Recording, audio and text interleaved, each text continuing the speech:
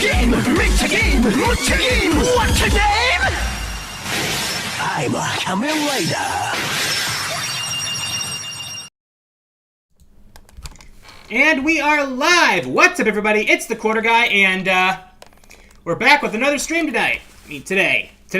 So, anyways, last week we finished up Mega Man X8, and with it, the Mega Man X Legacy Collection is now officially complete. So we want to wrap this up today with a tier list of all 64 boss Mavericks. So we're going to be judging them by things like design, stage, personality, boss fight, and weapon. And it's only going to be the main Mavericks and not any of the characters like Vile, Sigma, or Gate, or anything like that. Alright. So, and once again, I am joined by my partner in crime, the Fifth Eye Gamer. Yep. Speaking of which, we'll be here again next week for the Splatoon End of the World Splatfest. Do we get a free Nintendo 64 if there's 64 of them? So, I do have to posit a question. Yeah? If saving the day is part of your bucket list, what team do you go for? And what if saving the day is what you do on a regular basis? Yeah, that could be a interesting conundrum. Anyway, speaking of Splatoon, someone in our Discord server, I think it was actually, wasn't that Ender who saw it? They saw a message, I mean, whoever it was, I forget who it was, saw a message on the Splatoon 3 when someone's saying, "Splat you, Elon Musk." Because, because Nintendo was the most recent gaming company and the last of the platform developers to officially end support for sharing to Twitter. Because of how the Muskrat basically ruined it. Yeah. Making access to the API more expensive per month. Yeah, and I was about to say that if it was money that was the big issue, I'd have concerns about Nintendo dumping, but when you consider that Sony and Microsoft did the same, not to mention the platform's continued devolution. Yeah, speaking of which, Blue Sky is adding more and more features to it, which will eventually make that hell site obsolete, hopefully. Yeah, once all of our contacts transfer out of Twitter, especially the big gaming companies, we're pretty much going to jump over to Blue Sky and never look back. Is Blue Sky safe? Blue Sky is definitely a lot safer than Twitter right now. Naturally. Anyways, I also got something new to show off. The Alchemist Driver Unit from Kamen Rider Gotchard. Ooh.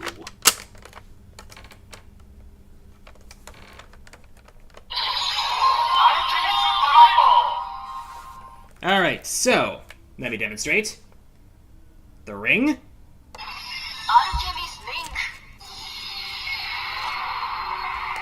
Unicorn.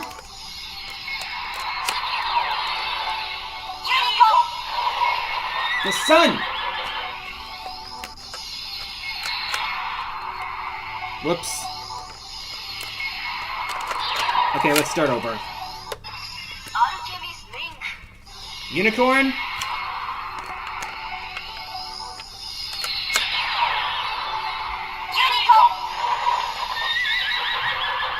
The sun.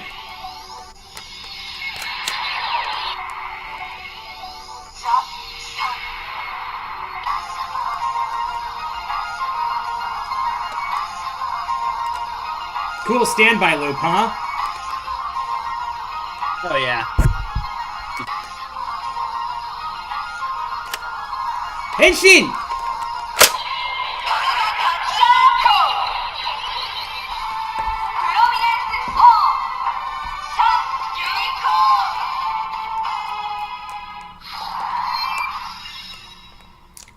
Yes, this uses combinations of space and fantasy Ride Chemi cards, so... Alrighty. Now, before we start, as always, Extra Life campaign, raising money for Children's Wisconsin. I'm still getting together the, trying to get together the people I need for the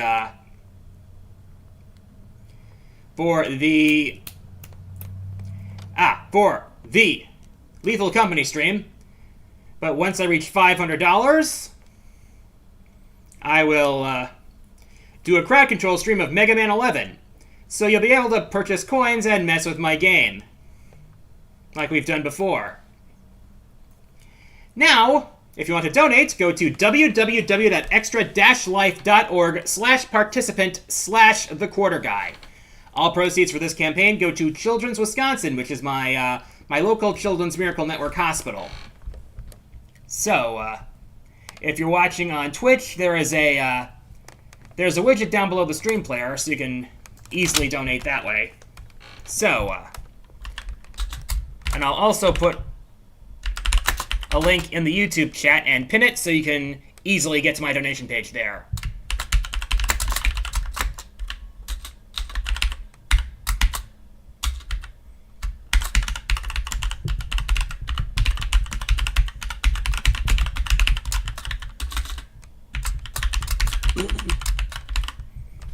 All right. There you go. And with that, let's get to work. Standing by. Standing by. Complete. Whoops. Don't need that. So I've got the ranks lined up from E rank to PA rank right now. And we're going to start with the Mavericks from X1. We're going to start with Chill Penguin. The first stage most people would at least enter in Mega Man X, if only for the dash ability. Okay, so design, I think it's pretty cool. No pun intended.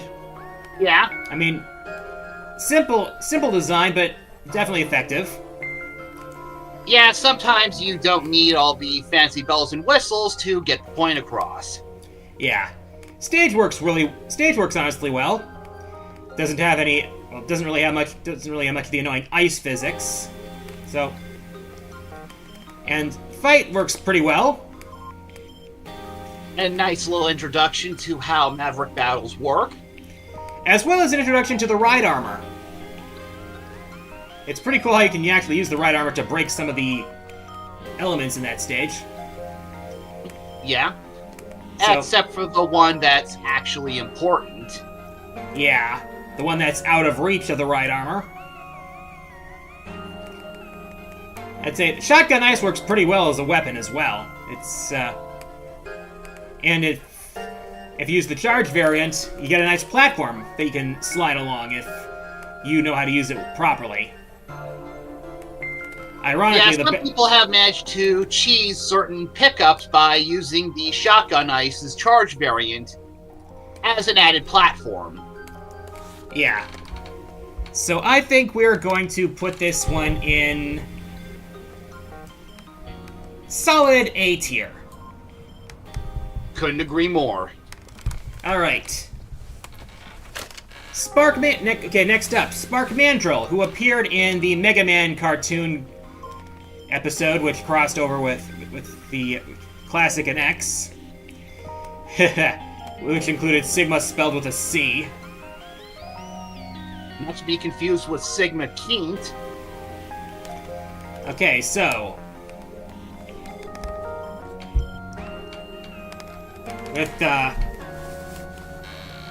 Okay, so... Design is alright. Not too spectacular, honestly.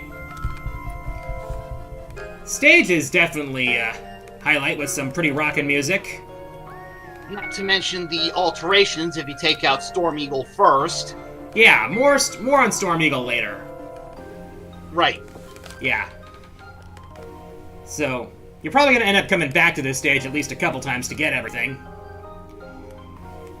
And as for the mini-boss, you could, it's either takes too long or handles pretty short, depending on what you've already done. It's cake if you use the right sub-weapon, but otherwise it can take quite a while. Yeah. As for the fight, there's a reason we call it Spark Mandrill System. I mean, Syndrome. If you've got the weapon, it's pretty much cake. Otherwise, Yeah. it can be pretty challenging.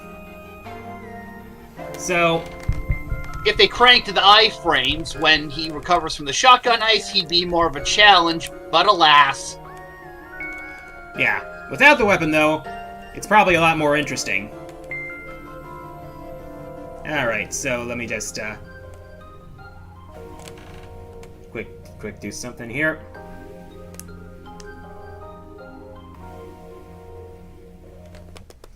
Yeah. So, yeah. I will say that the electric spark is pretty effective in a lot of cases. It's a solid weapon, honestly. So, Nice little wall chaser, or the charged variant could purge the horizontal plane around you. yeah. So, I'd say Spark Mandrill is kind of average. I'll place him in B tier. Okay.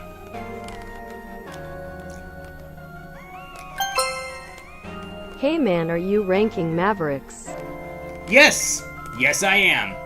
Now, the Mavericks will not be in any particular order in their respective tiers. Okay, so... next is Armored Armadillo, aka... it's time for side-scrollers from Screw Attack. Yeah, we remember that theme. Yeah, speaking of which, Death Battle might not be dead. Given recent developments, as the cast have brought up, reports of its death may have been exaggerated. Yeah.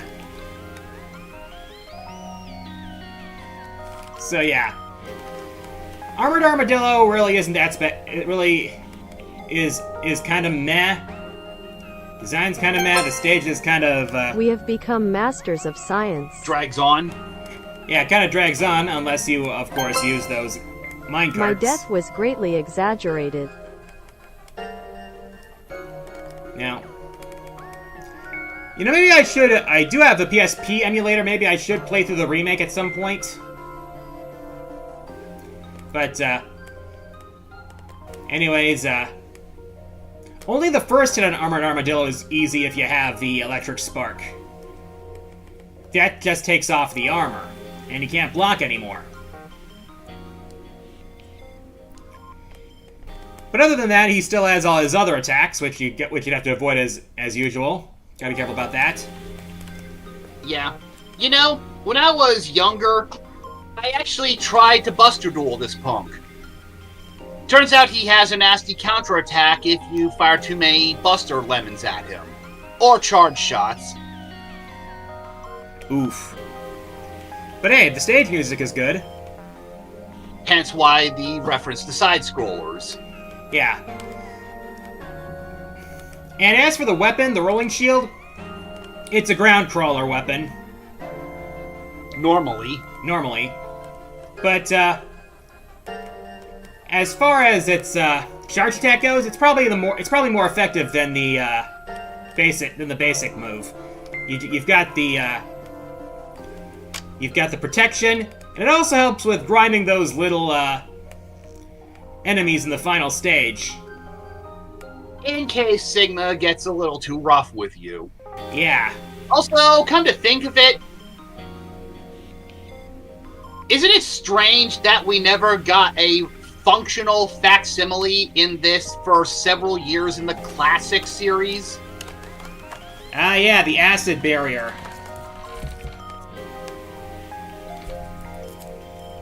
Was that the one you were talking about, or? Exactly. Yep.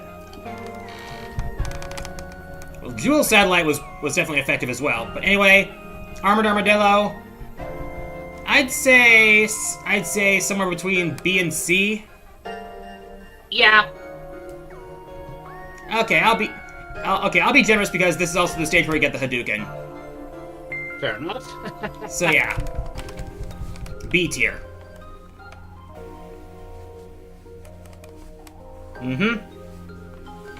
Moving right along. Moving on to Launch Octopus. You know, the water levels in the X series have, for the most part, have tended to be better than the ones in the classic series because they feel more open and at least fewer death spikes for the most part. Yeah. Operating word fewer. Yeah. So, Launch Octopus's stage can be kind of tricky with a couple of the mini-bosses. Well, one of the subs particularly. But other than that, it's got some pretty cool... It's definitely a cool environment. The stage music is good. Launch Octopus's design is really cool, honestly. So, and the fight with Launch Octopus can be pretty challenging, even with the weakness weapon. You gotta be on the move to take care of the projectiles and stay out of the way of his whirling attack. Also, he's got some. He's definitely got some implications in the lore, which we'll get to later on.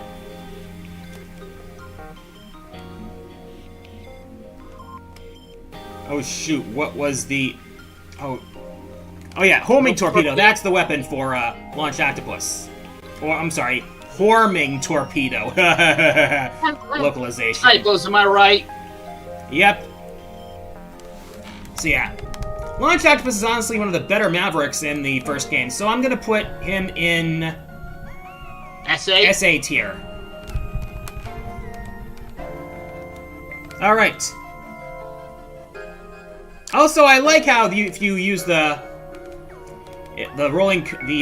boomerang cutter on Launch Octopus, you'll cut off his tentacles.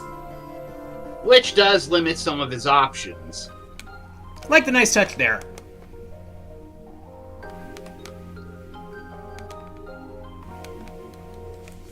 Alright, moving on to Boomer Kuwanger. Although most people in America probably had no idea what a Kuwanger was. It's a stag beetle. It's a stag beetle.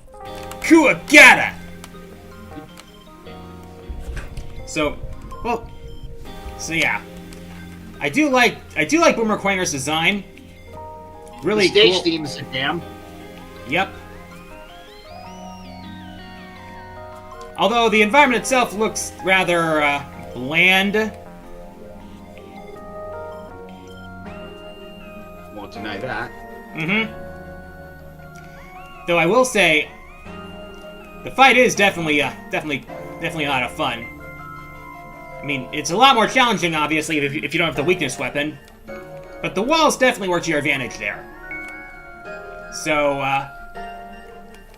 and also, weapon. Boomerang cutter. Extremely useful for getting those last few items that you need. And I also like the interactions with not only Launch Octopus, but another Maverick that's down the list. We'll be seeing him soon. Yeah, so I'd say solid A tier. Agreed. Alright. Sting Chameleon. Definitely a cool design, like the whole lizard look they got going. Stage is a forest that's a little bit bland, but also has probably the most annoying mini-boss in the whole game. Because it takes so dang long to kill it! Not going anywhere for a while? Grab a Snickers.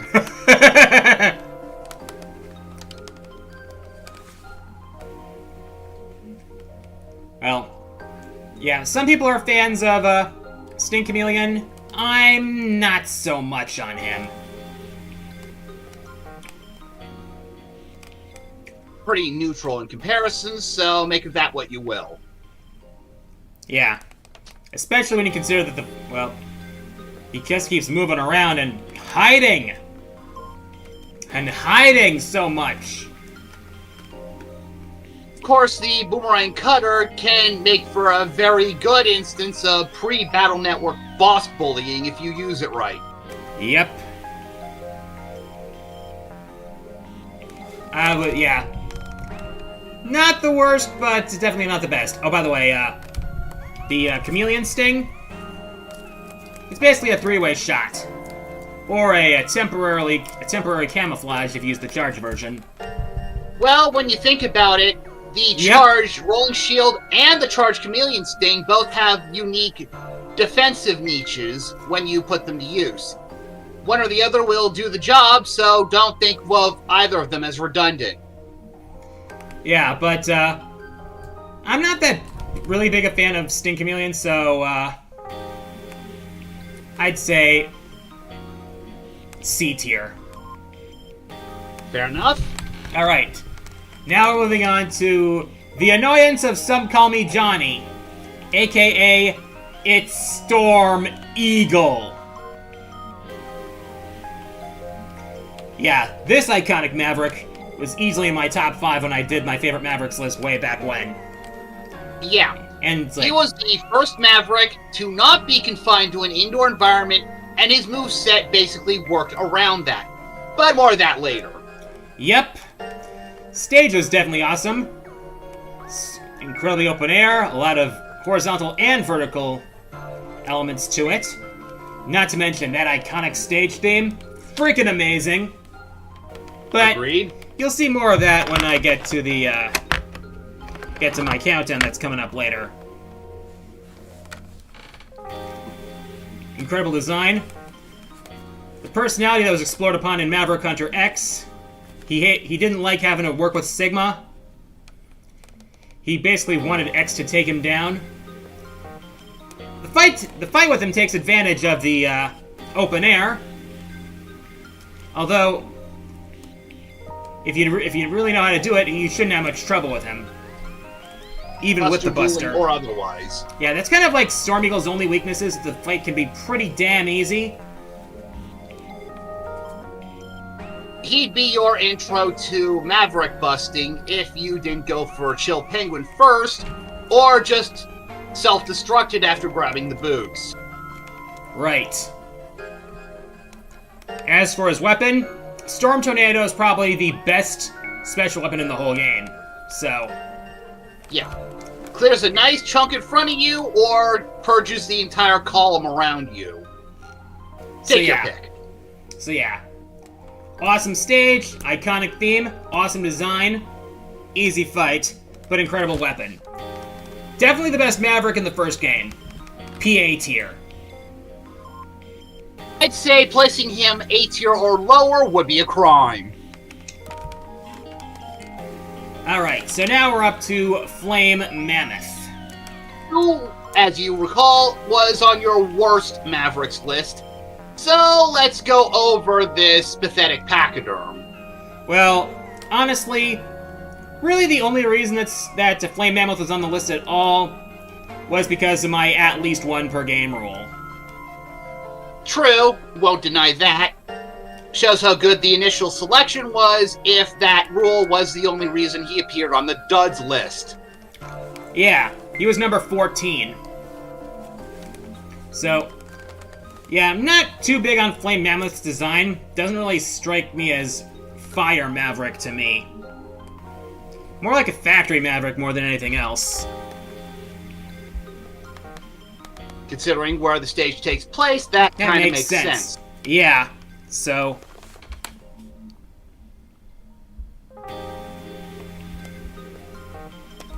yeah, he does look kind of a derp, but I do like how the stage interactions kind of work. Specifically, if you beat Chill Penguin first, the lava will be all frozen up into non-molten metal, and all the flame obstacles will be taken out. Basically, neutering the stage. We won't see an element like this for some time. Yeah. Anyways, stage is a little bit bland. Fight can be kind of annoying, especially since he only takes damage when he's on screen. Limit to the Super Nintendo, am I right? Yeah. So, the stomp can kind of get annoying. But a lot of his attacks are otherwise easy to avoid. And you can gimp him further by slashing at him with the boomerang cutter. Yeah. As for his weapon, the Fire Wave is short range and not especially effective. Probably less so with the charge version. Yeah. So there's that. So yeah. I wouldn't say he's horrible, but he's probably still the weakest Maverick in the first game. C tier.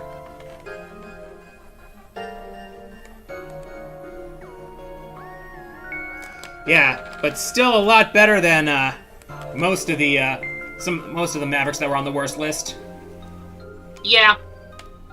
X4 is the one with the better lineup, but I'm sure we'll start coming across the shortcomings of the rest of the games real soon. Speaking of which, we're on to X2 now.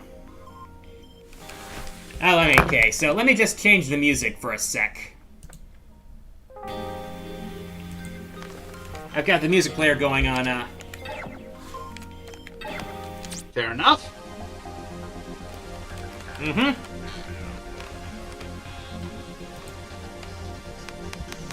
So we are moving on to X2 now. Starting with Wheel Gator. Get the feeling this guy would have been on your worst Mavericks dishonorable mentions. Yeah. He was, yeah. I do like the design, and I think the stage is pretty cool. But the fight is such a drag! Tell me about it. It's worse with the weakness weapon, because his first instinct to being hit with it is to dive. Literally. Dive, dive, dive! He spends most of his time diving under the mud. I think that may be oil. Well, You could oil. be in an engine. Oil. But, okay, oil, but, anyway. He just dives under the oil so often! It's like, and you almost have no idea, there's no clue where he's gonna pop up, and there's a good chance he'll catch you off guard unless you're hugging the walls. Speaking of which, one of his attacks has him drilling into the walls and rendering them inoperable. Well, the walls will damage you if you try to climb them in those particular patches. So, if you see it coming, it's in your best interest to get low quick. Yeah. Yeah, as for the weapon, Wheel Cutter can be pretty effective as a ground-based attack, and it also helps you get some of the important upgrades. Especially the armor, if you know where to dig. Mm-hmm.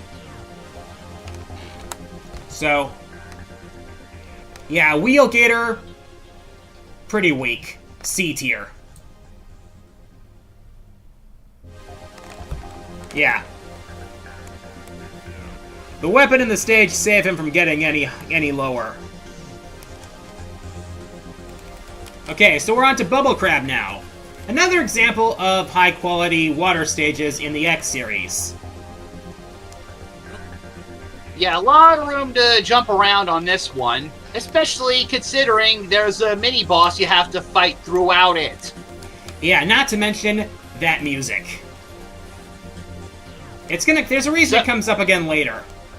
So nice they used it twice. Mm-hmm.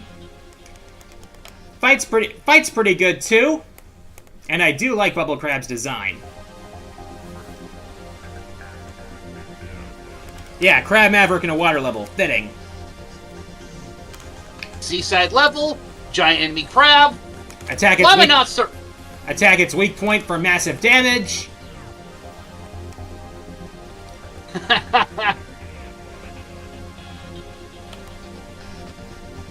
So yeah, I would definitely say... Wait, we haven't talked about the weapon. Ah yeah, the Bubble Splash. Freaking bubbles! And honestly, pretty effective bubbles too. And it's really cool how the charged effect gives you better jumping in the water. It's useful to get those last couple weapons in his stage. It's a couple upgrades, you mean? But yeah, definitely. Not to mention, there's a place in Bubble Crab stage that is perfect for farming sub-tanks. So I'd say... Oh yeah, it's definitely worth a visit. The most effective bubbles in video games. Okay, so... one of the better Mavericks in X2, I'd say... between A tier and SA tier. I'll put SA tier. Yeah, low SA, probably. Yeah, low SA. Okay, so... Flame Stag. Ooh, this guy's got a really cool design. Definitely one of the best in X2. Yeah. Important note, the first time around when he gets to critical health, his flames change from red to blue. They start blue in the rematch. Nice touch there, honestly, yeah. Yeah. Cool design. Intense stage. Gives you some tense moments when you gotta race away from the rising lava. Yeah, I think it's the last instance of magma that doesn't induce instant death. Anywhere else, you dip, you die. Not quite. There was the last chase in X3. Alright, that one. We aren't talking about Sigma. Yeah. Yeah, but the stage theme is also really good. One of the better ones in X2, though I do prefer others. Speedburner is actually really good as a weapon. Hyena. Time nice damage up front, leaves a little damaging trail ready? behind it. Sakebu no burning. From the regular shot, Flame anyway. Hyena. And the charge shot is basically... Yeah. Charge shot is basically a burning Psycho Crusher. Extends your air dash distance significantly, or can use it to perform some sick aerial maneuvers, which you will need to get a certain hidden upgrade. Yep. And of course, the upgrade was positioned in such a way that it took me quite a few tries to get it to work properly. At least there was a one-up there that respawned. Knowing we'd have to try that again and again. So, yeah. Definitely in the SA tier. Right with his buddy. Mm-hmm. Now we're up to Morph Moth. Now, I want to go to the fight first because that's probably the most interesting thing about Morph Moth. Starts off as a little hanging little thing, and basically it attacks by swinging around and spewing debris and or collecting it. Yep. And there are two ways to proceed to the second phase. Either you do enough damage to it, or you let it gather enough debris that it becomes supersized, and then it'll metamorphose into its adult form. There's actually a hunter medal for that other one. Definitely a challenge if you're looking for one. Oh, speaking of which, if you think... I'm not sure there are a few people who think that dodging all that junk for so long would get annoying. Can you skip that? Sure you can! But you can't skip the rest of the fight. Right. You gotta play the second phase, whether you do... whichever method you take for the first phase, you gotta do the second. Obviously. Alright, so... I will say the grown-up design is definitely cool. Oh, hell yeah. As far as the stage itself, well, it's a junkyard. It does have a kind of interesting mini-boss with a parasite taking control of the bigger robot. Yeah. And I do like the use of magnets throughout the area.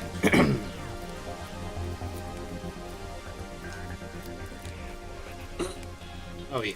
Okay. I understand where that goes. Yeah. Now, as for the weapon, I tend to use... I do like... So we do have the Silk Shot, which explodes into multiple directions on impact with a surface. But more often than not, I use it for that farming method from Bubble Crab stage. Yeah. Yeah, normally... Depending on where you... Yeah. Let me finish. Depending on where you charge it up, you gather a bunch of debris that's either metal chunks, rock pieces, leaves, or pickups. Yeah. There's a couple of chambers where you can use the charge shot for the Silk Shot and gather a bunch of items. Whether they be weapon energy or life energy. The latter of which is that one place in Bubble Crab stage.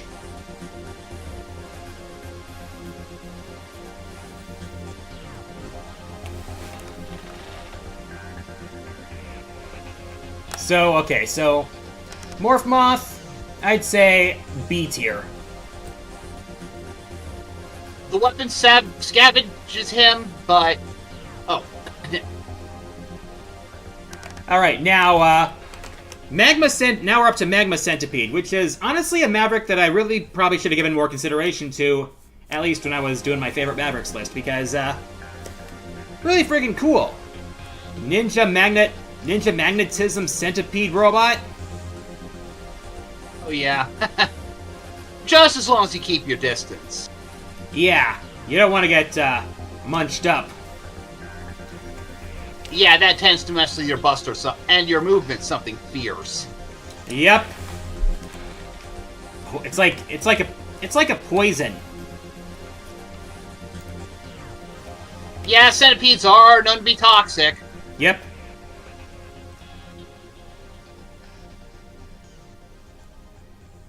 Yeah.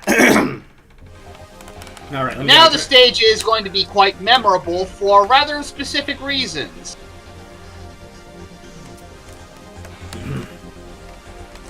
You okay over there? Yeah, I'm okay. I'm just grabbing a drink. Fair enough. Now the thing with Magna Centipede stage is you basically, if you want to have the easiest time, you gotta be a ninja. You gotta dodge searchlights. You gotta dodge radar scanners. But at least getting detected doesn't mean that you automatically die, unlike some stealth segments in video games. It just tends to drop security in your path or upgrade a mini-boss later on. Yeah. It is kind of thrilling if you're good with stealth. But if you're not, then even if you're not, it's still not a deal breaker. Also, the first part of the Magna Centipede stage is also the final stage of the game for some reason. Considering the X-Hunters were operating out of a monitor in a place that kind of resembled the start of that stage, it could be expected. Mm-hmm.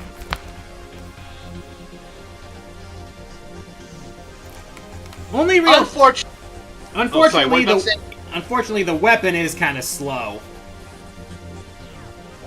Regardless of how you use it. So yeah. I will say Magna Centipede is... I'm gonna say A tier. Yeah, nice stage, nice Maverick, the weapon brings him down. Yeah. Unfortunately, we are going to need that weapon for the next pick. Yep. Crystal Snore. It's a shame, too, because the stage is really awesome. Yeah, the Energen crystal mines. Yep. I Yeah, think the you called it a 16-bit Gemini Man stage. Yeah. Yeah, the stage is cool with the crystals and the way you handle obstacles. But the Maverick himself, the fight is He's just just a drag. the fight itself just drags on, whether or not you have the weapon or not. You can block your standard shots, and even if you knock him out of his shell with the magnet mine, he can just hop back in, and then he slows down your reaction speed. Yeah, that's going to be a problem. However, if you know enough about physics to juggle around his shell, that opens up quite a few opportunities for boss bullying. Yeah. This is why I say he's one of the weak. That's why I say he's probably one of the worst Mavericks in the game. He did appear on your worst Mavericks list for a reason. Yeah, and not just because of obligation. D tier. Also, yeah.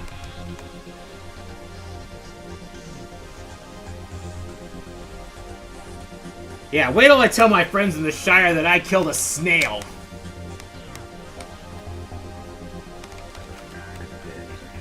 Yeah, the weapon and the stage are pretty much the only things saving him. The Crystal Hunter can really help you make, well, in its standard form, can help you make platforms to reach certain upgrades.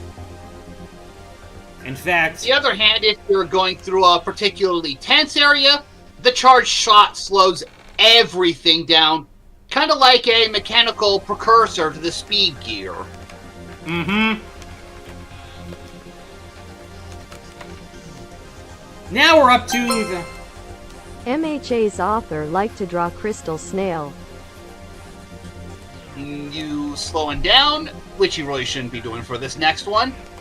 Yeah, because when it comes to Overdrive Ostrich, gotta go fast! Sonic! Gotta go fast! So yeah, we're up to Overdrive Ostrich now. The Maverick stage that introduced us to the Ride Chaser. And Ride Chaser stages have historically been either very hit or very miss. This was one of the few hits. Yeah, you actually had a lot of control over the Ride Chaser, over its speed and direction, over its weapons. If you were even good enough, you could actually drive it into the base and use it to grab one of the upgrades. Fortunately, you kind of need tight reactions for that, otherwise you're gonna crash pretty damn hard. Yeah. I think the real desert setting is pretty cool for this stage. It gives him lots of room to run when you finally arrive. Oh, and did I mention that your entrance into his boss arena comes from shooting down a missile as it launches?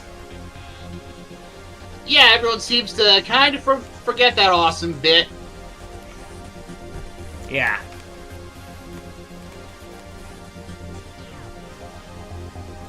As for the fight... Now the fight himself. Mimi. Yeah, this one. Yeah, he's pretty much going to be all over you, either tackling you, jumping to launch sonic slicers, or otherwise making your life miserable in all sorts of ways. But and hey, don't think you can get away from him if you run him off the screen. He'll just come back. But it's still a lot of fun. It's definitely a really good fight. And unlike Spark Mandrill, he actually gets some iframes when he breaks out of the crystal. Yep. So you got time for Overdrive Ostrich to react again. It's a really good fight, and the Sonic Slicer is definitely a lot of fun to use too. So, yeah, I'm gonna put Overdrive Ostrich in the GA tier. Oh yeah, definitely deserves that one. Okay, so next, Another dud. Sponge Bong. That name never gets old. Yeah. So, Yeah, yeah. The sponge in question is actually the loofah sponge. You know, that kind of sponge that you, that exfoliates you when you're in the shower. I use one of those for that purpose in a while. Yeah. Well, at least tell me that you take a shower every so often.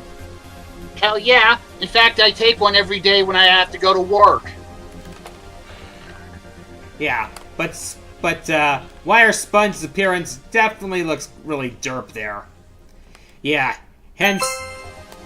Who's under the pickle under the sea? Sponge Bong Wire Pants. Yeah, he was on your worst Mavericks list for very good reasons. Yeah, and it was actually Logan, aka Fawful's minion, who came up with the Sponge Bong joke back when we were gonna make this a collab.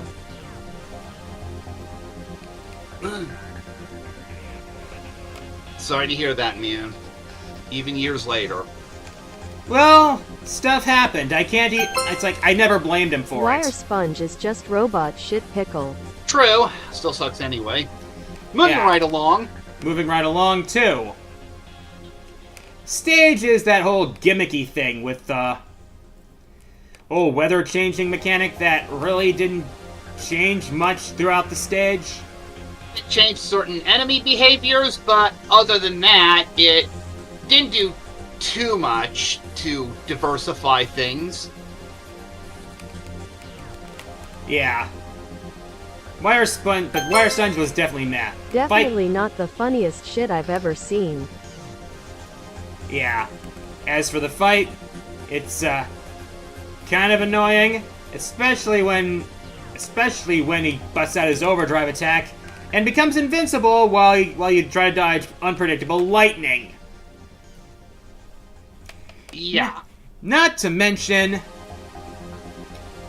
ugh, the whole, the weapon is nearly useless. Even against Wheel Gator, the weapon it's supposed to be the strike chain is supposed to be Wheel Gator's weakness, but it's hardly useful against him. You may as well just use your Buster. And when you may as well use your Buster against a boss instead of his weakness, you got a problem. Only other boss it's good against, ironically, is the final one. Yeah. And I'm sure you can figure out how to really streamline that one if you know how. Mm-hmm. In fact, I think the best thing about Wire Sponge would be his death. So yeah, definitely D tier. Yeah, speaking of said death, if you finish him with the Sonic Slicer instead of just exploding, his chains fall apart and he splits in half. Then he explodes. Mm-hmm.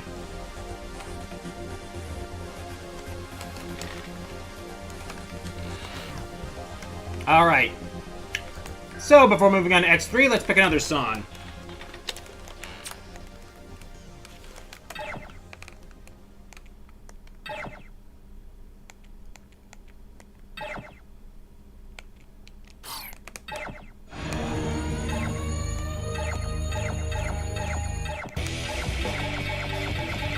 Alrighty.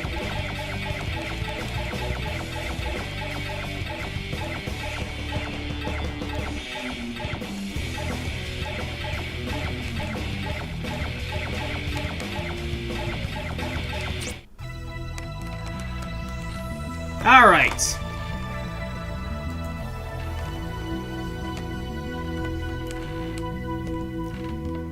X3 really, honestly, doesn't have the best roster, to be perfectly honest. Has rather meh roster. Yeah, though if it's anything, some of these Mavericks had overdrive attacks, kind of like the ones from X8 many years later. So there's that. Yeah. We had some good ones. Last Hornet really wasn't that memorable. The stage was kind of empty. Except it's the place you have to go if you actually want to ride armor. Yeah. Thing is with the stage itself, it is pretty friggin' empty. Contesting that, friendo. Yeah.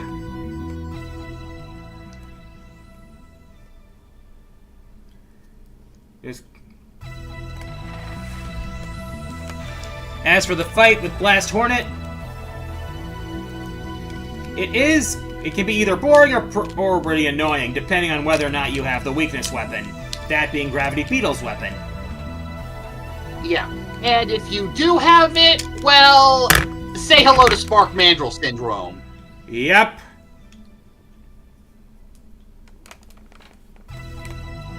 Yep. As for the Parasite Bomb, it can be kind of useful in a couple situations, but overall it is kind of meh. Yeah, the only real appeal to it would be the ceremony to Stinzorga, where you charge the thing up and it shoots homing hornets. Bees, my god. Should have seen that coming. But I will say that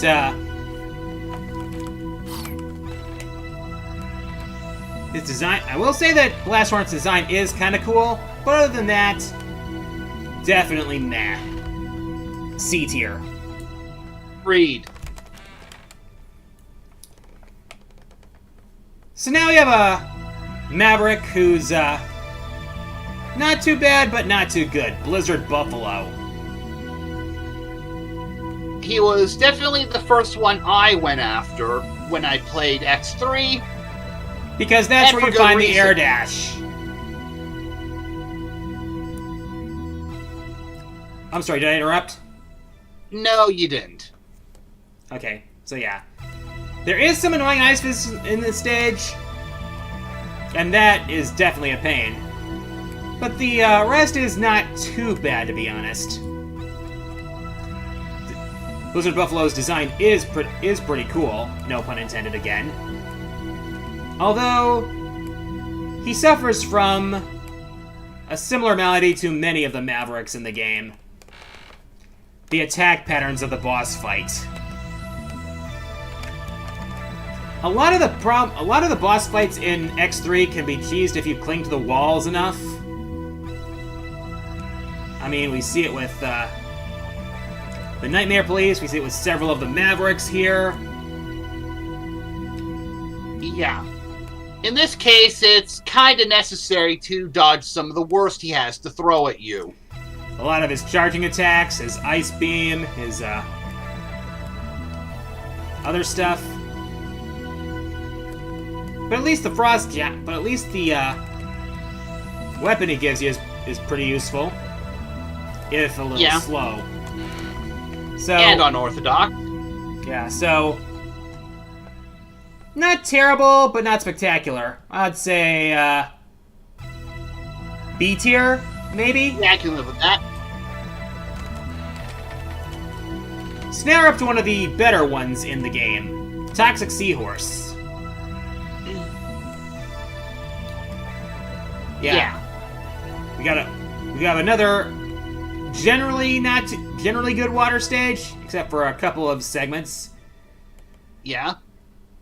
Not to mention his design's pretty badass for a seahorse. Yeah, and I'm pretty sure that at some point, if allowed, he has the ability to melt into the ground. Mm-hmm. Unfortunately, Spark Mandrill Syndrome rears its ugly head again. Yep. If you can choose its AI, he won't be able to use his best attack. But otherwise, it's pretty solid fight. And the acid bubble works pretty well for what it's worth. The acid burst, yeah. Yep, the acid burst. I'd say, yeah, he's a good Maverick. I'd say A tier. One of the better ones in X3.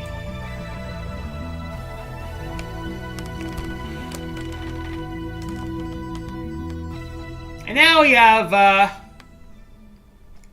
Maverick that, the more I think about it, probably should have been a representative from X3 on my worst Mavericks list to begin with, instead of Neon Tiger.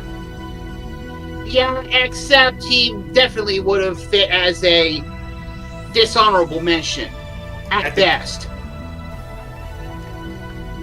Yeah, I wasn't too big in Tunnel Rhino during the playthrough. And I might have been a little harsh on Neon Tiger, being honest. But more on that later. Yeah, let's focus on the here and now. Yeah. Tunnel Rhino stage is just another subterranean level. Not interesting really that much. I can't even say the theme is all that interesting, to be honest. I think I can agree with that. There were exactly 2 places of interest, but both of those had pickups behind them. Yeah, and they required Volt Catfish's weapon for it. And the charge adapter. Yep. The only thing... Okay, the fight is... Most of it is basically just Tunnel Rhino charging into the wall again and again and again and again, from what I remember. Yeah, did I mention those overdrive attacks? His is just a charge that's much faster than usual. He's completely invincible during it, too. Yeah, when your overdrive attack is lame... There's just no excuse. Yeah. The only basically good thing about Tunnel Rhino is his weapon. That drill comes in handy in a few places. Yeah, Tornado Fang comes in handy when you're trying to break things. However, I would not recommend charging it. Yeah. Save the drill arms for Battle Network. Yeah. D tier for Tunnel Rhino.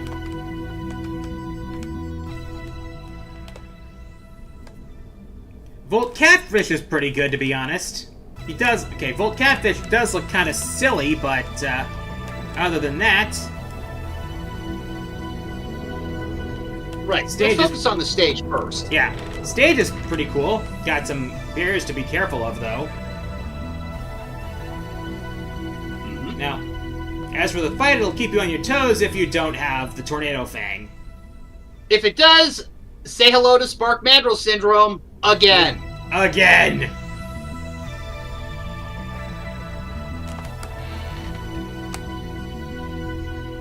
Now, as for the weapon, the Triumph Thunder is definitely useful.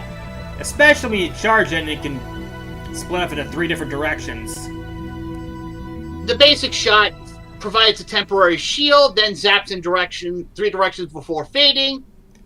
The second is a ground-based screen nuke, frying anything that's standing and sending electric sparks to finish off the stragglers. Yeah. So yeah, honestly, we are at the point, so... I am also going to put Volt Catfish... I'm going to put Volt Catfish in A tier. Definitely one of the better Mavericks in the game. Yeah.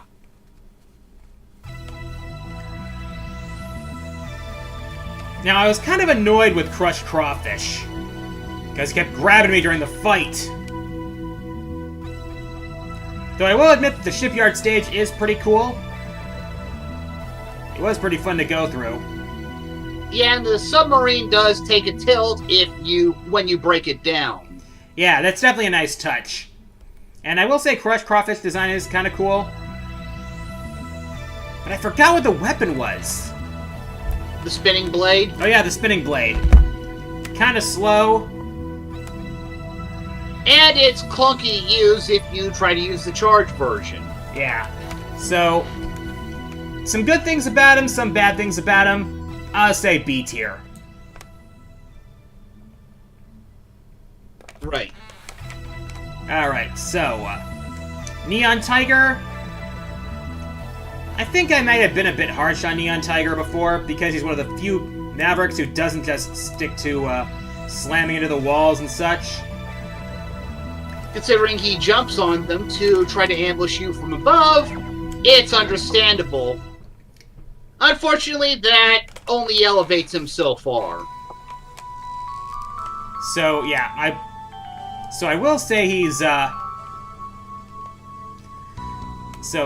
I will say his design is cool, and his weapon is honestly more effective than I gave him credit for.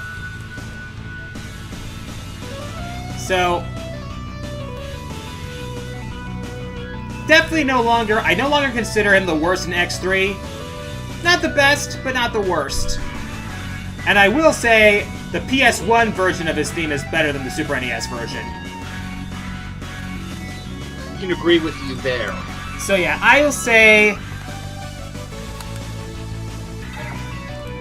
Oh, just a sec. Something the matter? So yeah, I'm going to say that Neon Tiger... I'm gonna say B tier. B, C maybe? Yeah, I'm thinking upper C. Yeah. Enjoy your bowl of milk. You deserve it. Upper C. So now we're up to Gravity Beetle. So, yeah, Gravity Beetle is one of the better Mavericks in X3, honestly. Definitely a cool design. Stage is fun to go through, from what I remember. Yeah. And yeah. Oh, sorry. As for the fight, it's another one of those fights that depend on whether or not you have the weakness weapon. If you don't, it can actually get pretty intense in the end. When he forms a gravity well about halfway up the arena, jump too high, and you might as well get spiked. Yep, instant kill. Gotta keep on your toes if you don't have the weapon. And the gravity well can be pretty useful if applied properly. It actually helps you get a couple upgrades. Yeah. So I will say, solid Maverick, B tier. Agreed.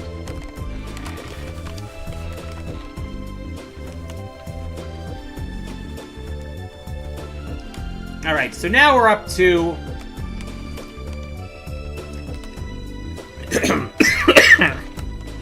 So that there's another theme change before we transition to X4.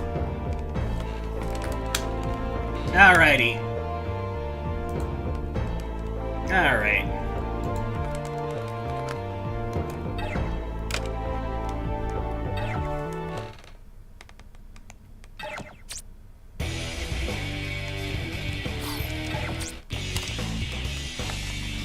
Alright.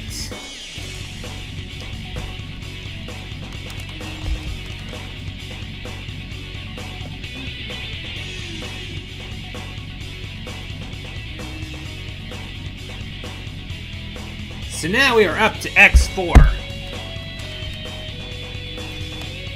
Best game in the series with the best Maverick lineup for the most part. You'll be hard-pressed to find anyone who's willing to contest that. Alright, starting with Web Spider. I really like the cool design of Web Spider.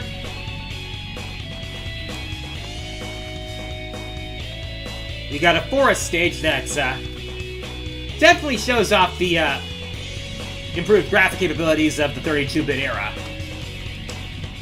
Yeah, if you're starting with him, you're definitely going to see the difference right away. Yeah, so yeah, we got a great stage with great forest visuals. Not exactly the place where you expect to find a lightning boss, but Web Spider's definitely cool. You got a really cool fight too. You gotta keep on your toes for that one if you don't want to get webbed up. Yeah. And I really like how in the second half of at least in the first half of the fight, you can use the weakness weapon to knock him down, cut the web thread and knock him down. Nice application, to be honest. Yeah. The second half of the fight, he spreads his web a bit more, and you're gonna have to brute force him. Yep. As for the weapon, I think it's definitely better for its non-charged version, because aside from continuous damage in the area, it gives you a wall to jump on. Can't deny the utility there, especially when you have to get the Buster upgrade. Yep. So I'd say solid A tier. Yeah. Now, Split Mushroom, I wouldn't say is quite as good, but still far from terrible. Hold up, I think we kind of forgot something about Web Spider. Didn't we only discuss X's weapon? Ah, yes. There was also Zero's technique, the Raihin Geki. Not something I'd use if I was looking for mobility, but if you're trying to take something down, accept no substitutes. Yep. Especially if you want to use Spark Mandrill Syndrome on a certain fungus. Speaking of which... Yep. Number. Yep, so yep, Split Mushroom is next. The stage is pretty cool in its design, the way the whole tower is pretty much overgrown with plant life. Yeah, even if mechanical. Yeah. And it's one of a couple, yeah, the mini boss can be pretty tricky to deal with if you run out of platforms, so it's best to finish it off quickly with what you got. Of course. Yeah. So, stage is pretty good. The fight can be either challenging or cheesed easily with the Spark Mandrill weapon. No, I mean the Web Spider's weapon. Option. But, yeah. X can cheese easier, but we all know how this goes. Yeah, if you're doing it base weapon only, however, it's definitely a lot more frantic. You gotta be careful to deal with clones and the whole Gemini Man bit. Oh yeah. But you get the soul body out of it for X. And for Zero you get and I think for Zero you get the Kuenbu and Kuenjin. Yep. The double jump with the spiral jump slash. And it's funny that the Split Mushroom's weapon becomes a plot point in X5 at some point. A minor one, but yeah. So yeah.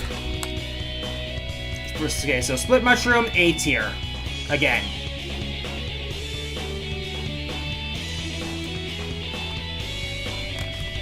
So now we're up to Cyber Peacock.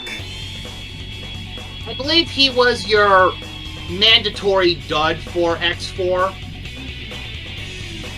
Yeah, though I might have been a little harsh on it. Because for one thing, the trial levels, they make you really plan your move out.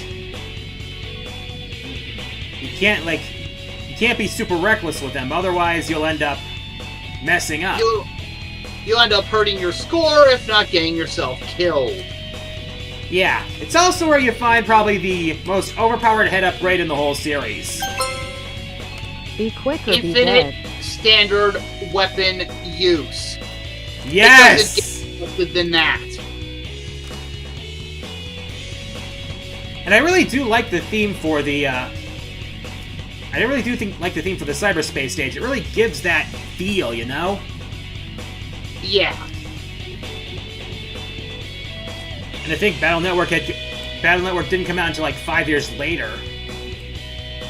Yeah, though, I'm sure we'll still have plenty of cyberspace operations, even if you exclude Battle Network and Star Force.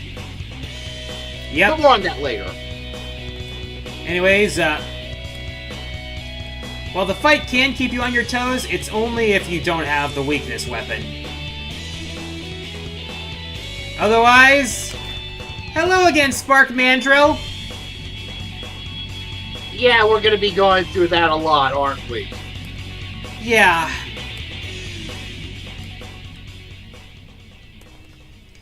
So, anyways, the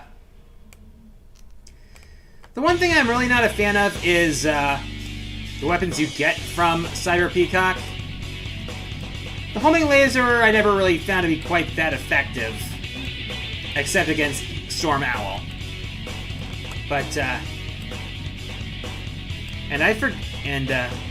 Didn't Zero have a Giga attack? yeah! Oh yeah, the Rakohoha! So yeah. So yeah, honestly...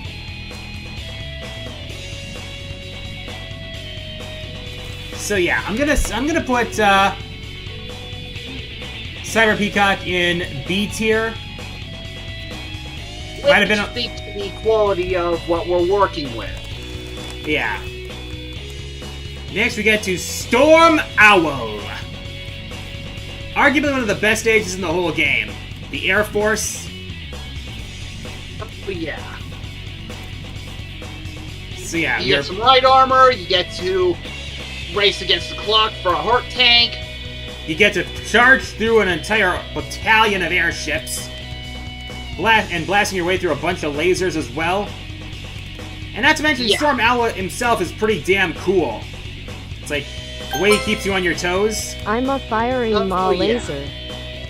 Unfortunately, Spark Mandrill Syndrome rears its ugly head again when you whip out the homing laser, and one of the few times it may actually be useful. But if you don't have it, the fight can be pretty intense and actually rather fair.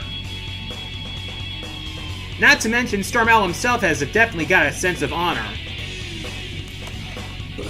Right. So yeah, I'm gonna put Storm Owl right up alongside Storm Eagle in PA rank. Where they both belong. The weapons are actually pretty good. Yeah. Zero kind of gets the short end of the saber with only a shot erasing upgrade. Yeah, but the double cyclone can be pretty useful, even though it's a little bit slow. But other than that, it's good for clearing enemies on both sides of you. Oh yeah. Not to mention the theme is majestic.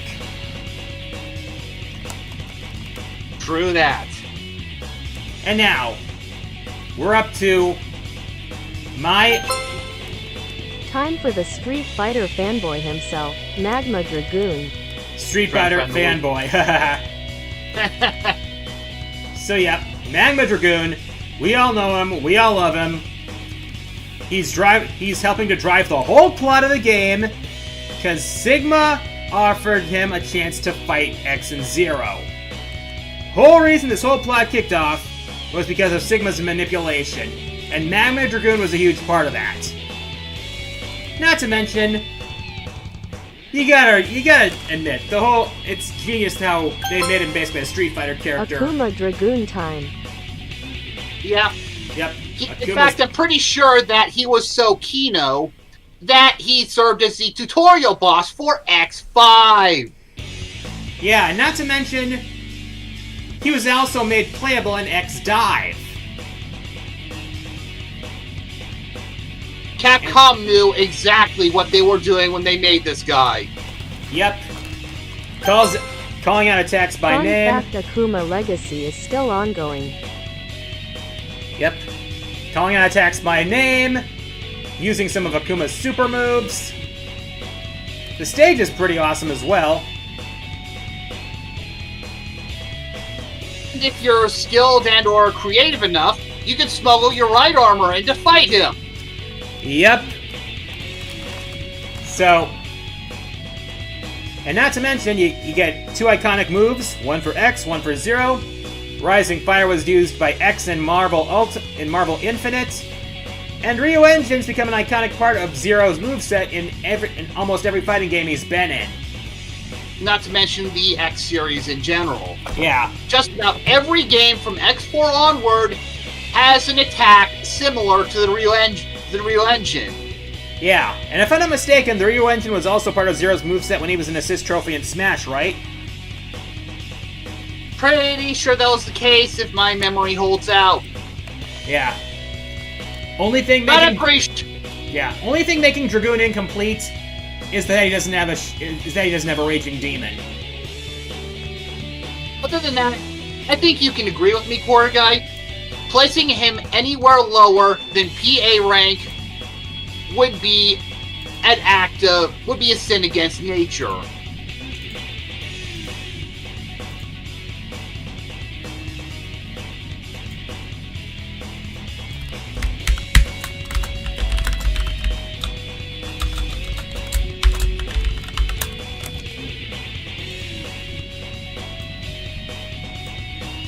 Really? Did you expect anything less? Yep.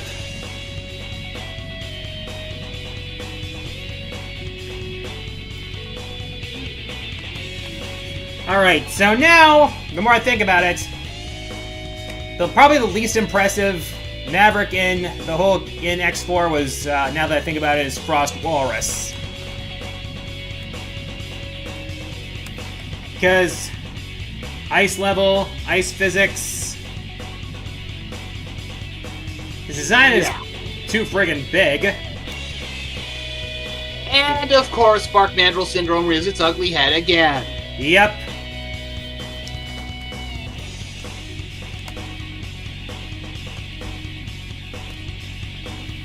Yeah, I am the walrus. Goo goo goo joob. He just melts all the ice, melts his ice.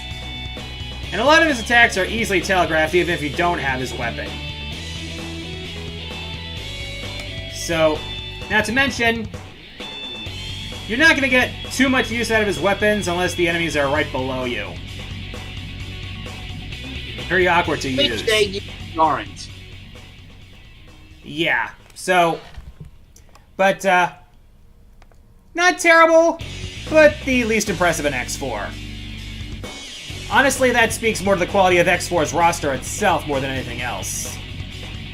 Yeah, we can agree on that much. So, C Frost tier. Walrus 2 themes are pretty cool though. Hearing back in the day from PC games brings back memories. So yeah, at least the themes for Frost Walrus are pretty cool. Agreeable. Moving right along, we now have the better of the two PS1 Ride Chaser stages. Yep. Or should I say, yeah!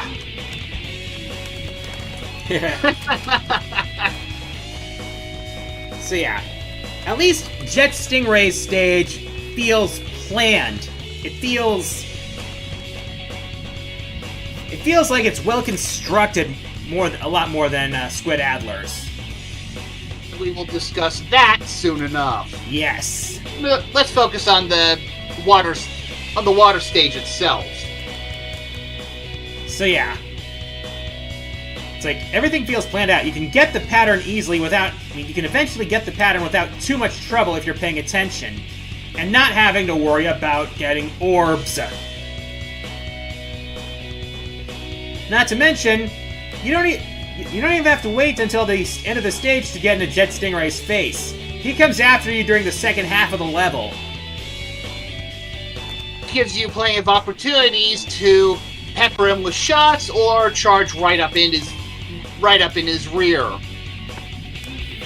Yep. So, and yeah, even with it's like, you could end up with some Spark Mandrill Syndrome if you use the weakness weapon in the fight, but it is kind of awkward to do. And honestly, it feels definitely a lot more exciting, and it feels fair to fight him with the Buster only, though. Yeah. Just as long as you know what you're doing. Yeah. Unfortunately, we can't say the same about the weapons he gives. Well, one of them anyway. Well, the weapons aren't too bad. The Ground Hunter's a nice ground tracking weapon. And at Zero gives you the air, and for Zero you get the air dash. Was there ever an attack Zero could do with the air dash, or was that just it? That was just mobility. But it is helpful. Fair enough. So yeah, I am putting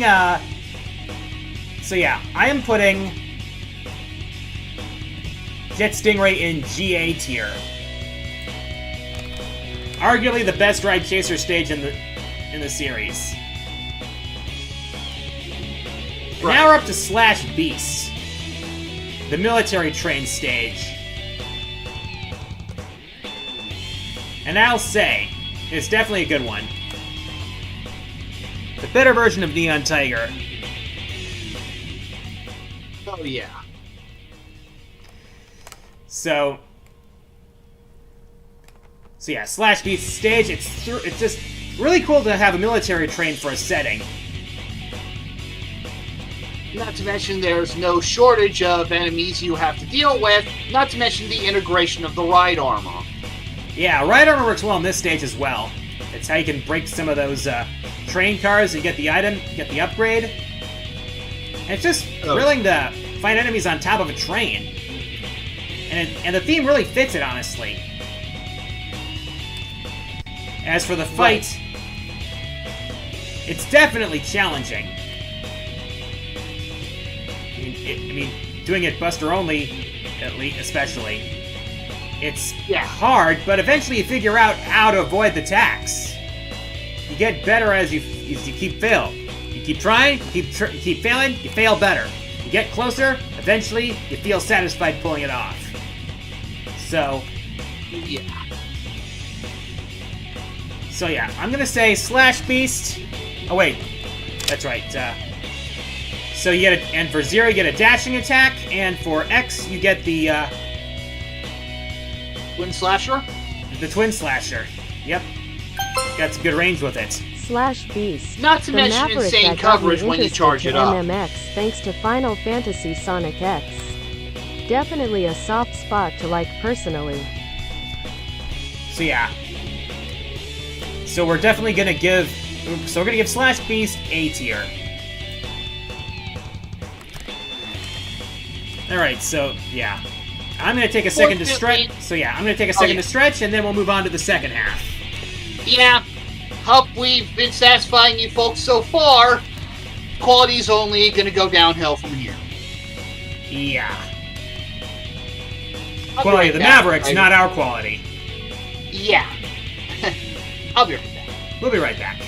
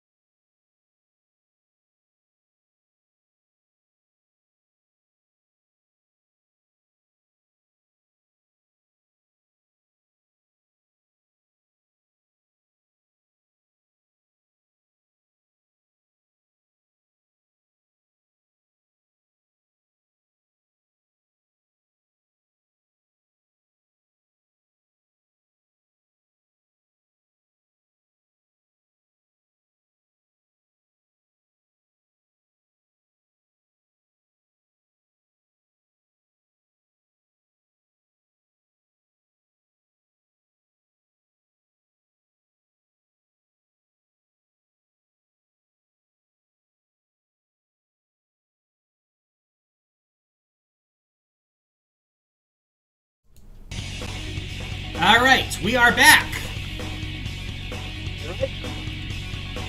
Check your microphone. Oh, sorry. You tell me to check my mic? Okay, there we go. There we go. Sorry about that. Anyway, as I was about to say, the reason I made that "it's only downhill from here" comment was because we're going to be dealing some rather lousy Mavericks coming up. Expect the lower ranks to fill up quick. Alright, starting with Grizzly Slash. AKA Crescent Grizzly. Yep. Honestly, it feels like a weaker version of Slash Beast. Yeah, that's one heck of a downgrade. Yep. Design looks cool, and I do like his personality. A retired weapons dealer who has come to terms with his own mortality. Yep. Stage is okay, but I can't help but compare it to Slash Beast stage because it's a similar idea. It's a truck convoy. Including one particular truck that has you deal with spikes. Oh yeah, I remember that one. Yep. Not to mention, you're put under the wire when the last few trucks start to blow up spontaneously, and you gotta rush to make it to the next one.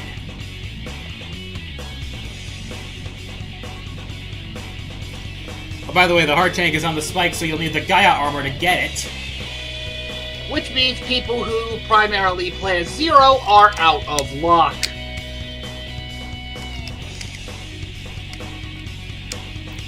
So, but there are two things that hurt Grizzly Slash, honestly. The fight and the weapon. At least the one for X.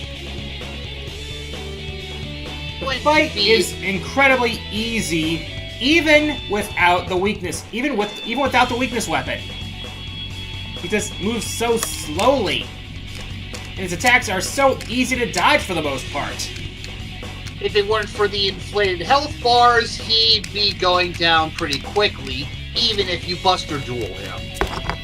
Yep.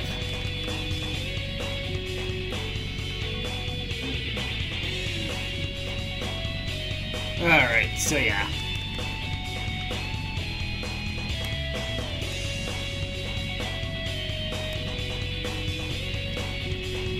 Alright, let's just review the weapons. Okay, so yeah, for X you get the C shot, which is the standard shot is a random three-way shot.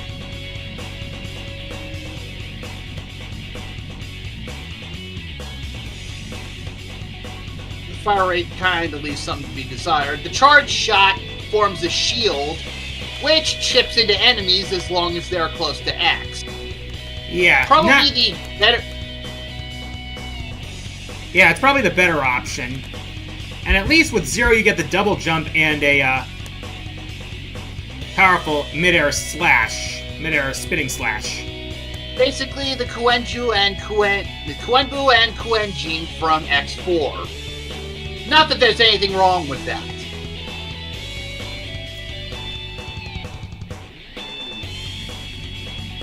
So yeah, the fight really brings him down. Not to mention the downgrade from Slash Beast. Granted, I might have been a little too harsh putting him on the worst list, but he's still a downgrade. I'd say C tier. Can agree with that. So next we're up to Tidal Whale, Duff! now known as Duff McWhalen. Yeah, his name is Duff McWhalen! Duff McWhalen is a clear reference to Guns N' Roses. And you know what Guns N' Roses has to do with Mega Man? Nothing. It has absolutely nothing to do with Mega Man. His name is Duff McWhalen, by the way. And you know, and when you go to his stage, it's an underwater stage with an auto-scrolling segment. So you have a water stage, and you have an auto-scrolling segment. Two of the worst things you can have. His name is Duff McWhalen, by the way. And you know what? Yeah, it's like...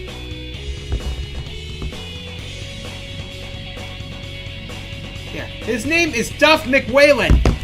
His name is Duff McWhalen!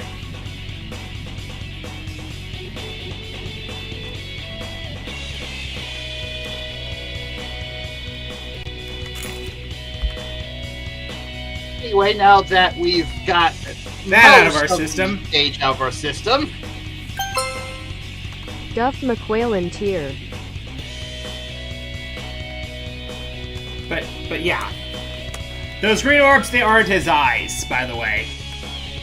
But, remember that, Bubble... Remember how we mentioned that Duff McWhalen's theme is just a remix of Bubble Crab? yeah. Funny thing, in the beta for X5, he had a completely different theme. Which also fit the, motif of the underwater thing. But, yeah, Duff McWhalen's stage is, the worst water stage in the series. Yeah, the auto-scrolling and the constant harassment by the auto-scroll enemy shots is going to make your life a living hell. Yeah. Not to mention, the fight can be either really friggin' easy or really friggin' hard. Again, it boils down to the weakness weapon, and it does kick up in the last stages if you haven't been making use of the Crescent Shield. Yep. And for the weapon, you get either a ground-based weapon, like the, you either get the Goose Shaver, which is a weapon similar to the Ground Hunter. It's a ground-based weapon. Yeah. And for Zero, you get the Air Dash with a damaging attack in the bargain. Yeah. So once again, Zero gets the better weapon here. Yeah, though X does get an interesting charge option, in that if you charge the weapon up, it launches a bunch of ice cubes into the air, which hurt a wide range of enemies as they come back down. Yeah. But, yeah. Duff McWhalen is worse than I remember. Yeah. I'm putting him in D tier. His name is Duff McWhalen, by the way. And don't you freaking forget it. I lie awake at night thinking about this.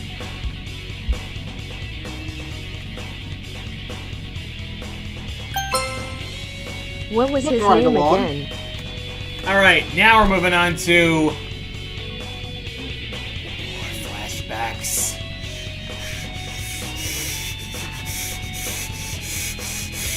Yeah, this is not going to be a fun one. Freaking Squid Adler. Squid Adler. Ready? I'll take over on this one.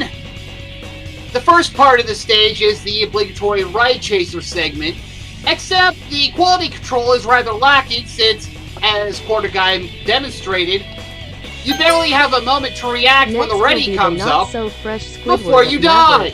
Squid Adler. And if you're not on your toes, you expect to see that happening over and over and over again.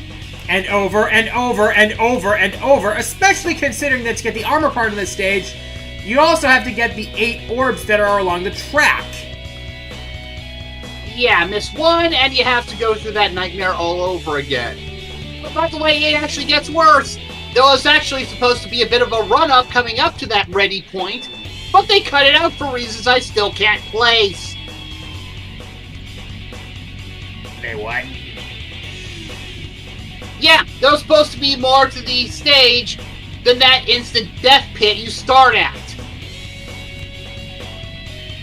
This is what happens when quality control is underfunded. You see what happens, Larry?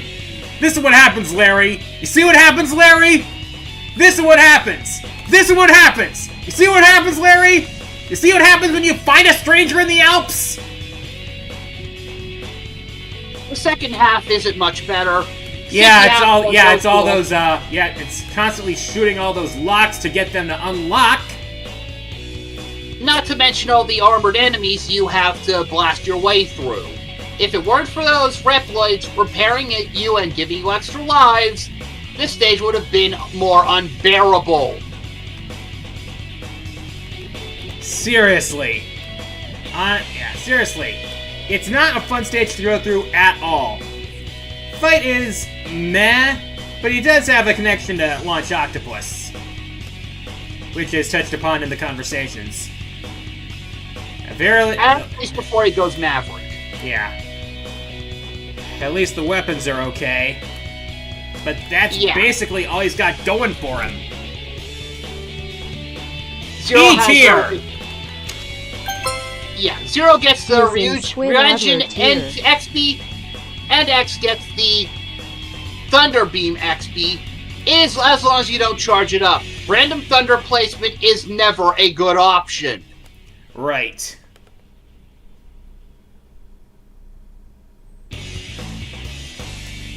Alright, so next. Izzy Glow. Or Shining Firefly.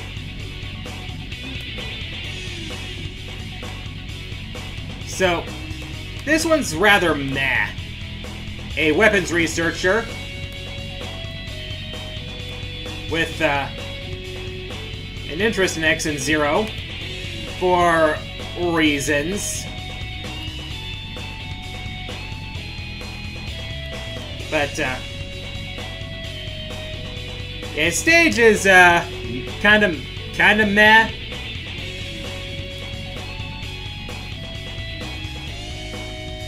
The fight is kind of okay, I guess. I don't know, just not very memorable. Yeah, he's having a hard time sticking out in my memories, to his detriment. Yeah. At least the weapons are slightly competent. Again, Zero gets the better end of it with his Giga attack. Yep.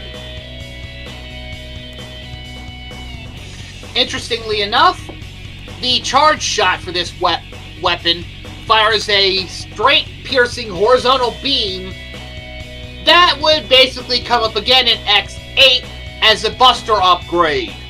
Yep.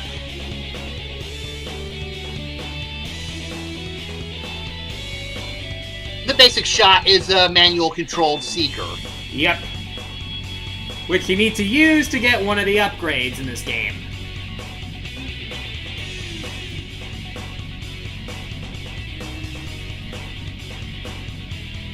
Due to his lack of memorability, I cannot place him above D tier in good faith. Well, thing is, I can't place him above C tier. C tier is where I put the meh ones. Fair enough. At least now we have one. At least now we have one of the better ones in X5, Dark Dizzy or Dark Necrobat.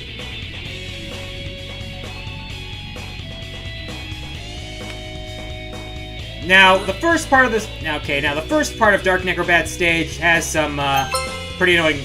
Dark Dracula. So it's like, yeah, Dork Dracula. Now Dark Necrobat has a pretty good stage with a few annoying bits, like it's cool how the enemies pop out of the constellations. It's a interesting concept, but then the spikes get involved. If the Mega Man series was not married to the concept of instant death spikes... Moving right along. Yeah, the second half of the stage gives us the whole gravity gimmick that we saw in Cyber Peacock stage back in X4, and it works pretty well here too. A couple of annoying bits, but otherwise not too bad. Dark Necrobat is pretty awesome, honestly. I really like his design, and I think it's cool how he was created by Sigma yet left behind. Now he's got a chance to prove himself. Does a pretty good job of it. Yeah. So, also, Dark Horudo, otherwise known as the Warudo Tokyo Tomare. So I would say, yeah, that Dark Dizzy is one of the better ones in X5, so I'm going to put him in A tier. What's going on about? Jeez, Huh? I must get time locked out of that.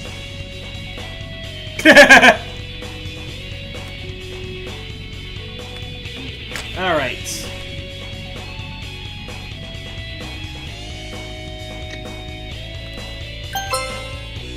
Capcom and these dang JoJo references. Lol. And now we're up to the Skyver. Another great air stage.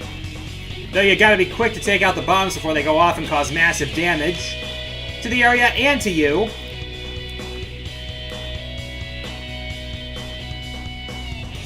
Then there's the elevators. Yeah. Interesting thing about the Skyver, how he was like one of the last remnants of the Repliforce. Yeah. He was also on good. He was also good friends with the Colonel and Iris, and that comes into play in his in-game dialogue, especially if he gets infected.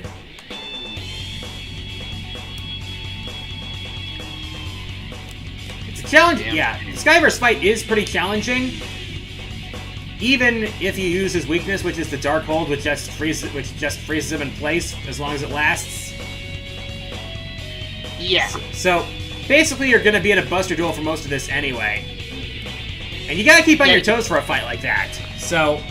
Especially considering that that there is no safety on the sides, meaning that if you get knocked off, you're gonna fall a long, long way. Yeah. Yeah, the wing spiral you get is also pretty good. Zero's move is a bit more unorthodox. It's a dash attack, but instead of going on when you hit the attack button, he stops in his tracks and sends a silhouette to attack instead. Yeah, it's a silhouette attack.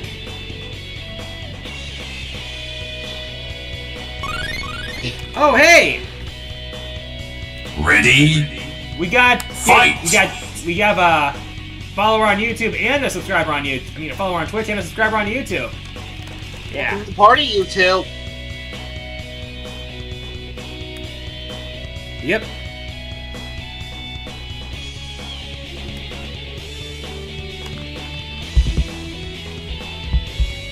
Alright, so... Next up. Oh, right, we forgot to rank him. No, I put him... Oh, yeah. I'd say SA tier. Appropriate? Yep.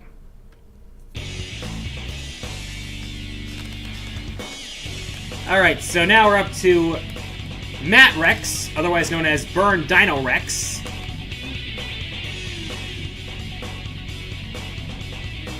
So, I really don't have much to say about this guy, good or bad.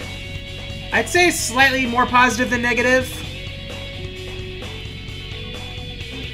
But he's just rather meh. Especially considering that there's spots in this stage where it's like... Alright, that's okay. First off, design. Kind of looks generic, doesn't he? Yeah. Yeah, it's just kind of generic with the whole fire-based T-Rex thing. Yeah. Could have done more with it, but... Yeah. I'm just not seeing it. Yeah. Fight is... It's like... Okay, stage is kind of meh. Kind of annoying with all the lava. But it's interesting how you can go underneath the lava with the ride armor and not get killed. Make it make sense. The cockpit of the ride armor is open. Yeah. It's gonna break disbelief somewhat something fierce.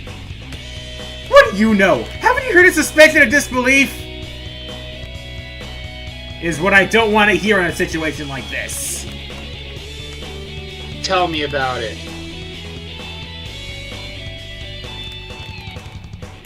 And not to mention, near the end, you got the whole section with the grab wires and the mini You have boss. to take the high road anyway. Yep. Yeah, but no, near the end, you have to deal with it anyway near the end. Rebel I know. Yeah. Matt Rex Oh is yeah, a poor the man's pit where Grimlock. you get the guy armor. Yeah. Oh, hey, thanks for the super chat. Matt Rex is a poor man's Grimlock. Jamcal X. Also, the fight with Matt Rex is kind of meh. You can pretty much lock him with the wing spiral with the wing spiral weapon. Yeah.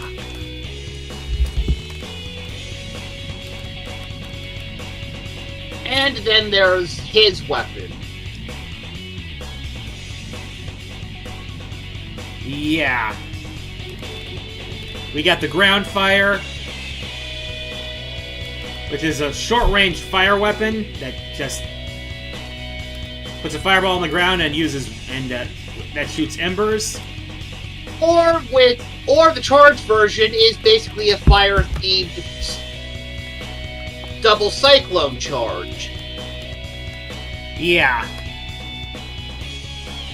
And as for Zero, he gets his down stab attack. This time it's fire instead of ice.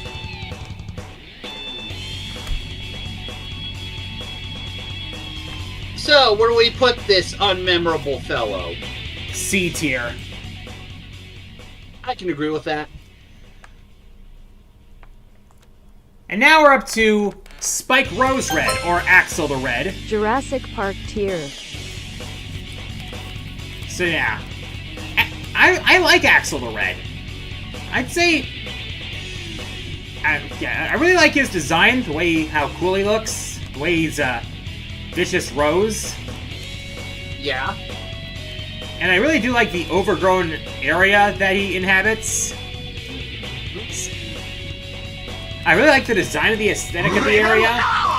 Spike Rosed, the cooler plant man. Hey, another super chat! Yeah, Spike Rose Red, the cooler plant man. I think we can agree on that front. Yep. I really like the way he uses his plant-based attacks, like a Rose Whip, creating a plant clone. Of course, with the fire weapon, it's Spark Mandrill Syndrome all over again. But other than that,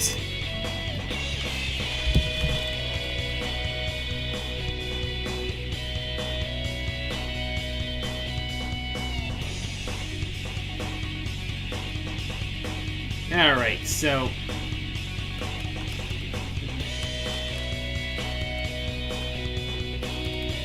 for X, he gets the Spike Ball, which is as it does, just a short-range vine attack of a ball of vines. Or when charged up, it's a Spike Ball that ricochets across the screen. Zero gets a soul body in Twindry. Yep. So I'd say Axel the Red is pretty good. I'll put him in B tier. Okay. So now, at 6. The guilty pleasure. Yep. So I'm going to start with the, probably the best Maverick in X6, that being Commander Yamark. No arguments from me.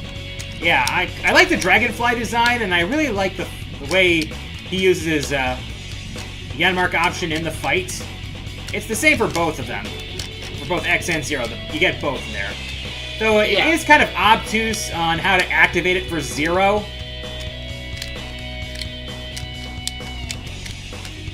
But they do come in handy in a lot of places, especially when having to deal with nightmares. Ugh. Yeah, the extra firepower will bring them down quick. Yeah, and you'll need that. Unfortunately, the At least X6 has no nightmare ride effect chaser stages. is a Right. bit of a downer. You get little gnats that fly on your screen and block your shots unless you use the Yamara option to take them out. Yeah. Not to mention, the stage has more than a few leaps of faith. But Again, X6 in general has pretty bad level design. again, this is what happens when you don't pay your quality control enough. So yeah, other than the stage, I'd say Commander Yanmark is a good Maverick. I'll put him in A tier. A high honor, considering what else we'll have to go through. Speaking of which, The Ground literal shit- Scarovich. Yeah, the literal shit stain on this list. Yeah, honestly. Whose idea was it to have a stage where literal sections of the level are chosen at random? This isn't a roguelike. Yeah, and that's not including the fact that some of the layouts of any given stage can also be randomized. Seriously, how do you bungle cyberspace after X4? Seriously! Not to mention, some of the upgrades are in these random areas that appear randomly. And some of the Reploids that have upgrades you need are also in these random areas. And in order to get to the nightmare area of this stage, you also have to hope that RNG is on your side.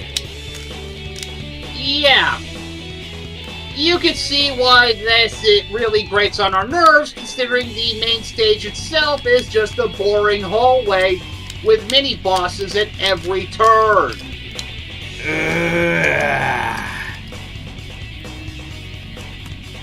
For crying out loud. Not to mention, Scarovich himself is just rolling rocks.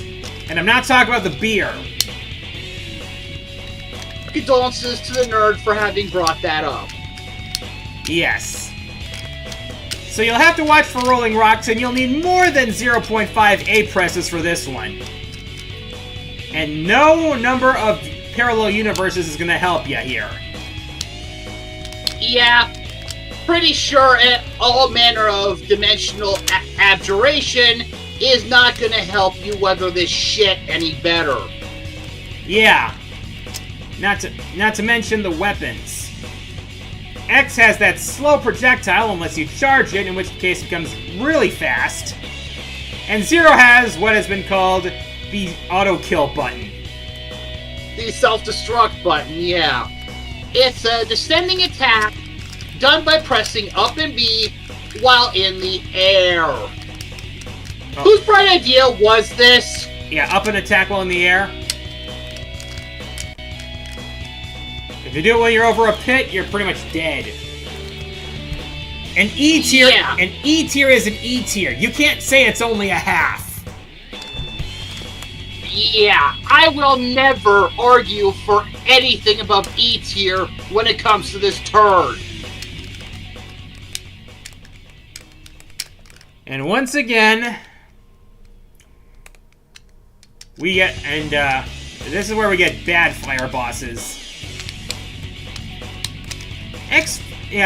Burn Down and Rex are just meh, but, give me about a half a dozen chromium donuts, Give me 6 chromium donuts, a 2-liter bottle of corrosive purple Fanta, one spicy jerk-ass chicken, and make it fresh as hell! The Blaze Heat Mix Mix combo will give you heartburn. Yeah, who remembers that one? How can I forget that? Seriously. 6 of those donuts, and that's basically it? That's not level design. Definitely not. Especially considering that how line was irritating it golden. can be to fight this thing, especially with all that Fanta. Seriously. Honestly. How do you do that? You know it's a crime when the hidden section is less dangerous. I know, right? It's like, That thing, Ground Scarovich, belong in G tier. but yeah, honestly, the Nightmare section is more reasonable than the main level. Make it make sense! Not to mention, Blaze Heatnix can either be incredibly easy or annoying as hell, depending on what you've got. Only two saving graces for this Maverick are his theme and his weapon.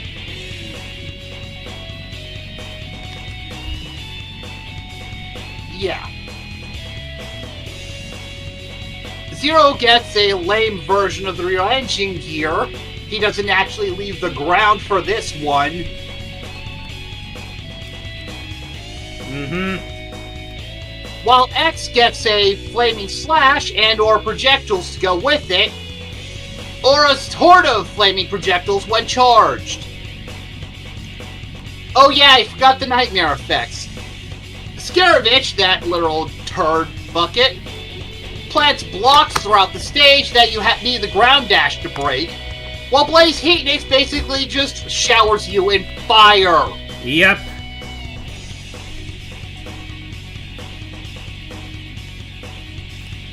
So yeah, Blaze Heatnix, straight to E tier.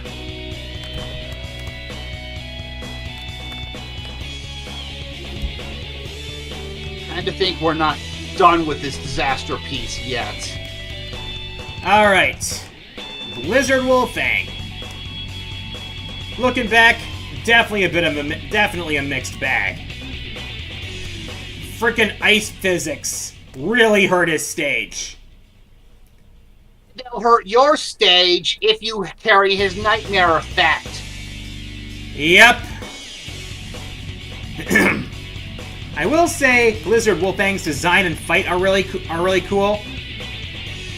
And the weapons are definitely a plus. But still. Ice physics with no wall jumping. Still.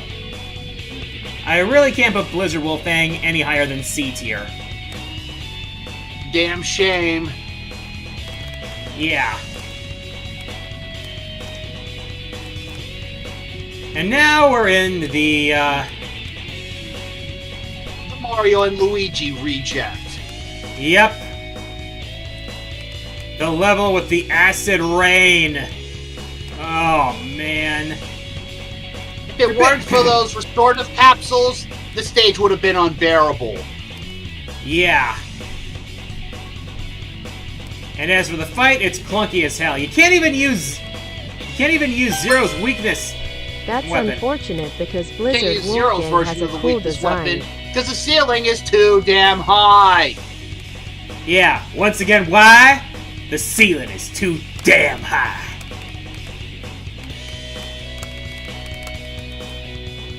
So, but hey, at least you get some good weapons from the big dude. You get the Meteor Rain, the vertical weapon, and you get the Spinning Slash for Zero. Both of which are very good against Hymax. Freaking Hymax. They're also really good against Dynamo, too. Yeah, when he finally shows up. Yep. So when you need to go Nightmare Soul Farming, there's your solution. Yeah.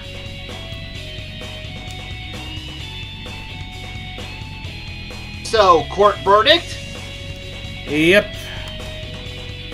I'm putting this one in D tier. And then there's a Maverick that I can't believe well, there are a couple of Mavericks in X6 that I can't believe I forgot from my worst list. One of them is Metal Shark Player. I feel like I'm being crushed by the weight of expectations, when it's really the ceiling that's crushing me. Yeah. The first part, you've got the ride armor to mitigate that. Yep. The rest of the stage, you're out of luck. Not to mention, both the Nightmare area and the final stretch of the stage are, guess what? Auto-scrolling! Auto-scrolling! Oh boy. Misery. Oh, the misery. Everybody wants to be my enemy. By the way, there's two things about this there's another thing about the stage that really kicks it from irritating to insufferable. You remember what I said about Blizzard Wolfang's Nightmare Effect? Yes. This is the only stage where it happens, isn't it? Well, yeah. And it makes the platforming hell. Freaking seriously. This nightmare system needed a bit more. They needed more analysis to make it actually work, if at all. Screw the nightmare system and screw Metal Shark Player. Oh, by the way. Wait, we did. Oh, by the way. Fight? The boss fight? Yeah. Meh. The weapon. I can't really. Oh.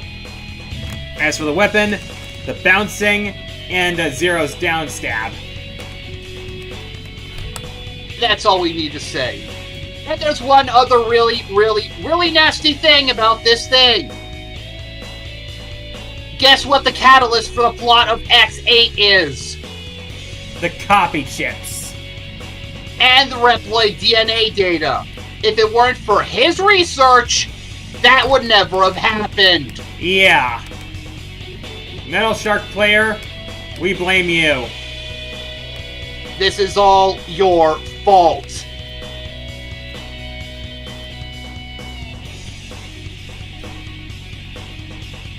Now that we got this off our chest, let's move on to something better. Hopefully. No. Well, not by much. Shield Sheldon. The stage can be either short or long depending on whether you want to go for the Nightmare section.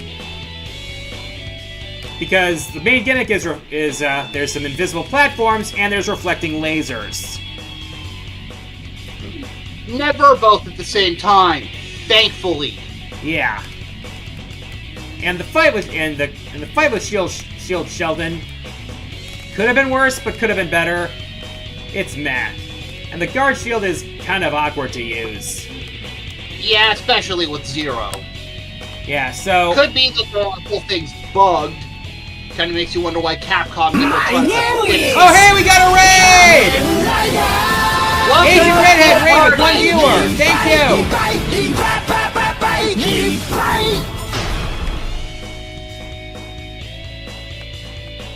Yeah, I kind of do feel bad for how Sheldon became a Maverick. He was just doing his job. Then he got caught in a alleged accident. I actually felt bad. Got for resurrected Shield by Sheldon, Gate and had to do his what dirty happened work. to him before X6. So yeah, we're gonna put Shield Sheldon in C tier. So now we're up to the. So now we're. You didn't deserve it. Yeah. So now we're up to the final. Last but not least of the Mavericks of Mega Man X6, the Water Flea, Infinity Midgenon. So now we're up to the. So now we're down to the final countdown to the end of X6. Infinity Maginion, as in infinite clones. Yeah, we'll get to the fight in a moment. Of course. Okay, Maginion does look kind of cool. I like the concept of a water flea being a Maverick boss, but... Not the clones. The thing... The main Yeah, the thing with the stage... It's the final countdown. Best X6 theme, by the way. Yeah, it's like, the stage looks cool, but there's so much annoyance going on with the whole... With the giant robot shooting you from the background? Yeah, constantly. And enemies coming in from the sides constantly. And being bombarded with lasers constantly. Yeah. If your head's not on a swivel, you're in for a bad time. Yeah. And then the nightmare section.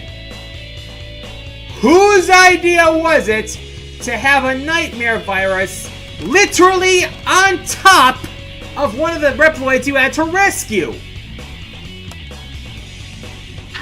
If you're That's not it. right there, right away, that Maverick's He's getting gone. infected.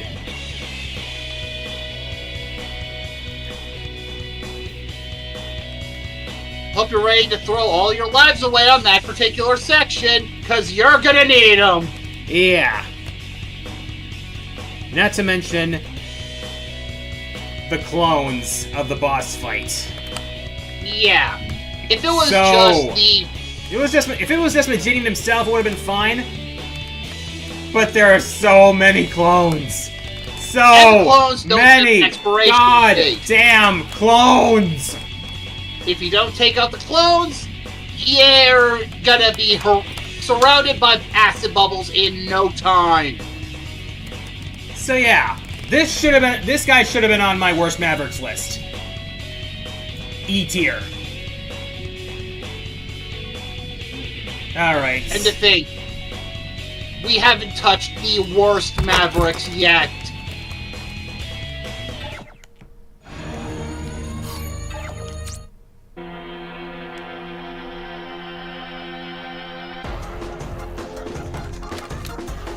Oh boy.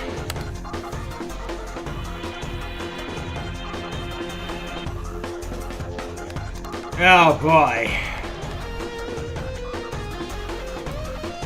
Oh god. Oh We god! have to do it again, don't we? Yeah.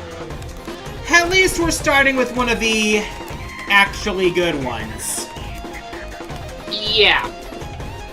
Stone But- Kong at least eases us in to the pain. Yeah.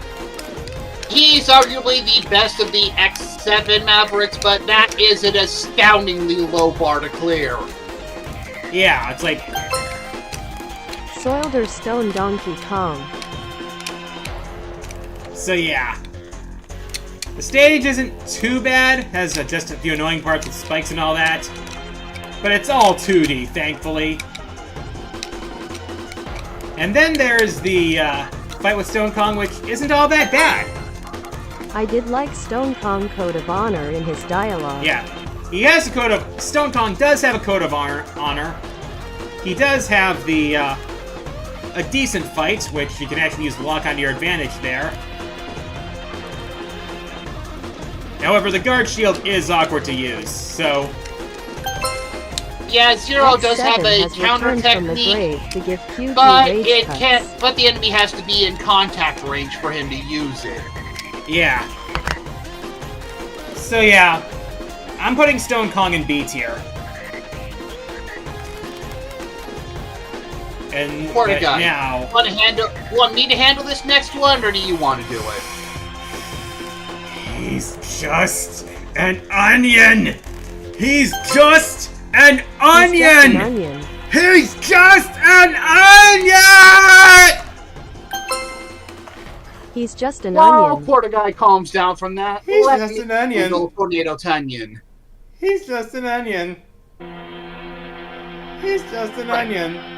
Starting with the He's just outer an layer onion. that is the stage, He's it's This just an onion basically will just make you cry, and it's not for basically the just reasons crawling you up think. the He's just an main onion. corridor up until you get to the midway and fight He's the just mid boss. an onion. Utter misery that is. He's just an Then you onion. peel that layer away, and you have to climb along even He's further just an with onion. that harassing you. Not to mention that some of He's the just an onion. He hostages looks nothing like are an in the onion. pits. He's more like in Thankfully, cabbage falling or into a a pit doesn't pumpkin. insta-kill you and just sends you below. He's just an And onion. it gets worse. He's just Then an you onion. fight this circus reject. He's just an onion. He's Man, just an onion. who designed this thing? He's just an onion. He's just an I onion. don't even have to explain what's wrong here, but I'm going to because I kind of He's need just to an do onion. it. During the fight, he's basically just He's gonna just an throw onion. his cloves at you. He's You have to just keep an dodging onion. everything. Not to mention the He's just an guard onion. shield and the Gokumon Ken, He's Zero's just an counter onion. technique, can't always damage him if he collides with He's you just an onion. because those annoying cloves get in the way. He's just an onion.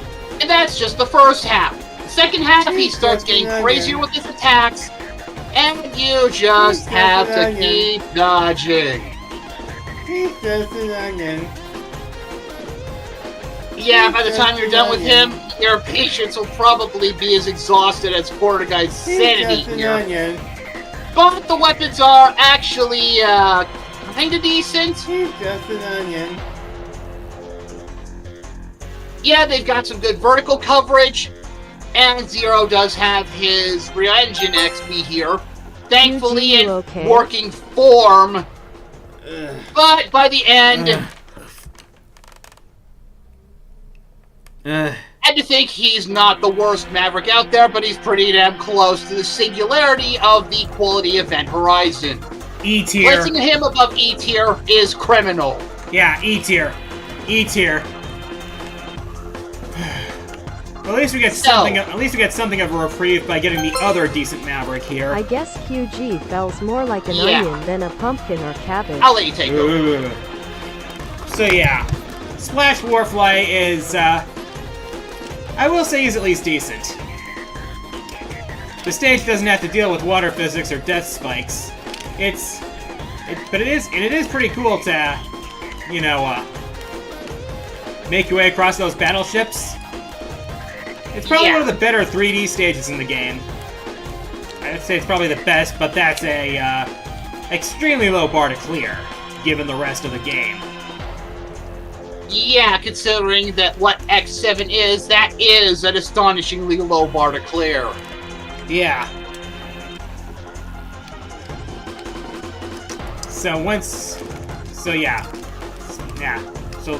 Warfly is a pretty cool design as well.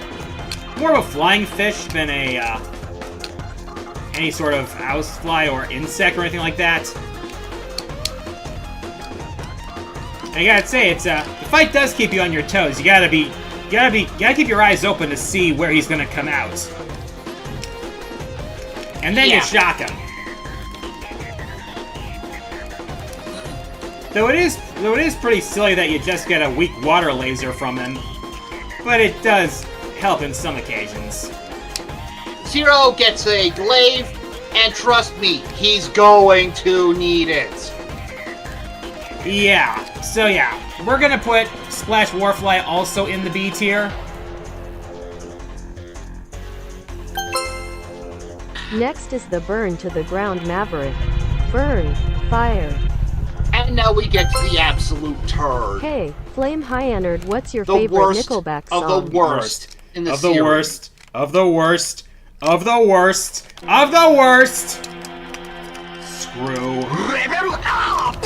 Hi, Oh, hey! Burn to the G tier, make it just for him. You alright? I'll be fine. I just need to steel myself for this. You still got me. Yes, because you were there too. We endured this together. Yeah. And you have my eternal gratitude because I don't think I could have needed. I don't think I could have endured this were I alone. Yeah. Friends, don't let friends visit Flame High and Earth stage alone, and here's why. Alright, first off, the 2D section. You gotta deal with bombs. Somebody set up us the bomb. Yeah, somebody set up us the bomb. High End Art set up us the bomb. Capcom's development team set up us this bomb. And if you're not quick on your feet, you're gonna lose Reploid hostages left, right, and center. Yeah. Yeah, although we did learn that you could actually scroll the Reploids off screen and they wouldn't be destroyed by the bombs. Sounds cheesy, but anything is preferable to this madness. Yes. Yes. We had to restart. I actually had to restart that section several times because a Reploid got killed. And let's not forget the one where we ended the stream and you realized one of them was fragged off-screen. Yeah, how could I forget? Good thing I went to CVS for those drugs. We needed them. Second half is worse. because it's the 3D section. You remember that bit about Magma being an instant kill? Yeah, iframes can't help you there. So you get knocked back, fall in the Magma, and die a miserable death. Yeah, hard knockdown in a Mega Man game. What were they thinking? Why? Not to mention some of the Reploids were in places where they could easily get killed. I had to get lucky for a few of those. Granted, there were places where you could skip over huge chunks of the level, but then you'd miss important stuff. Including the heart tank, which is so precariously placed on a ledge that is so thin, you might accidentally slip off instead. But we all know the worst. The fight itself. Even before he opens his mouth, you can tell he's suffering. And thanks to the Maverick virus warping his mind, he's come to the belief that the only way he can end his own suffering is by spreading it to others, i.e. you or us. Take your pick. Yeah. The clones don't take damage. You have to deal with the clones, disable the mechanaloid for just long enough to climb up on its back while it's also shooting missiles at you. And then you either have to deal with him on the head or on the main body. Pick your friggin' poison. If you're in the middle, he and his clones will surround you and pelt you with fireballs. And if you try to get out, they'll just slam into you, and then you're right back in the middle. If you can... The missiles launch while you're in the middle. Yeah. Not to mention, the only way to get out of it is to stun Hyanard. Best way to do that is to spam Zero's Suiretsuzen, which is the technique you got from Splash Warfly. And if you can somehow manage to force Hyanard onto the head, you'll still have to deal with his flame attacks while the missiles are raining down on you. Oh, and by the way, there's no friction on the mechanaloid. You can get tossed around when it turns a corner. Yeah, You're not good physics attention. there. You're taking a lava bath. However, there is a way to cripple the mechanaloid, which I only learned later. Use the Volt Tornado to destroy the horns, and bye-bye go the missiles. Thankfully. It's the only mercy that this fight can offer. And you will need it because even after all that gets thrown at you, the worst thing he can do to you is violate your ears. Because we all know how Valak of X7's sound design and voice direction. Yeah, I get that he sounds like he's in agony, but he really spreads that to the rest of us. All because he can't shut up. He cannot shut up. Burn, burn, burn to the Yes, ground. I still hear it. I still hear it in my nightmares. I still hear it. Burn, burn to the ground, burn to the ground. Pull yourself together, Hyper QG. up for that We shithead. asked this idiot to shut up for very good reasons.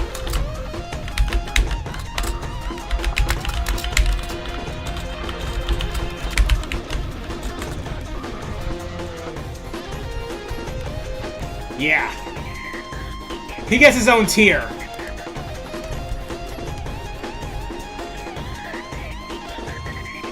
He is getting his own tier.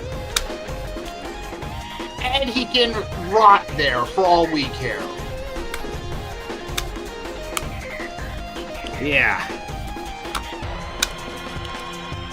It was him that was causing our suffering. So, if once we tore him to pieces, the pain would stop. Just like Roll in Marvel vs. Capcom 2.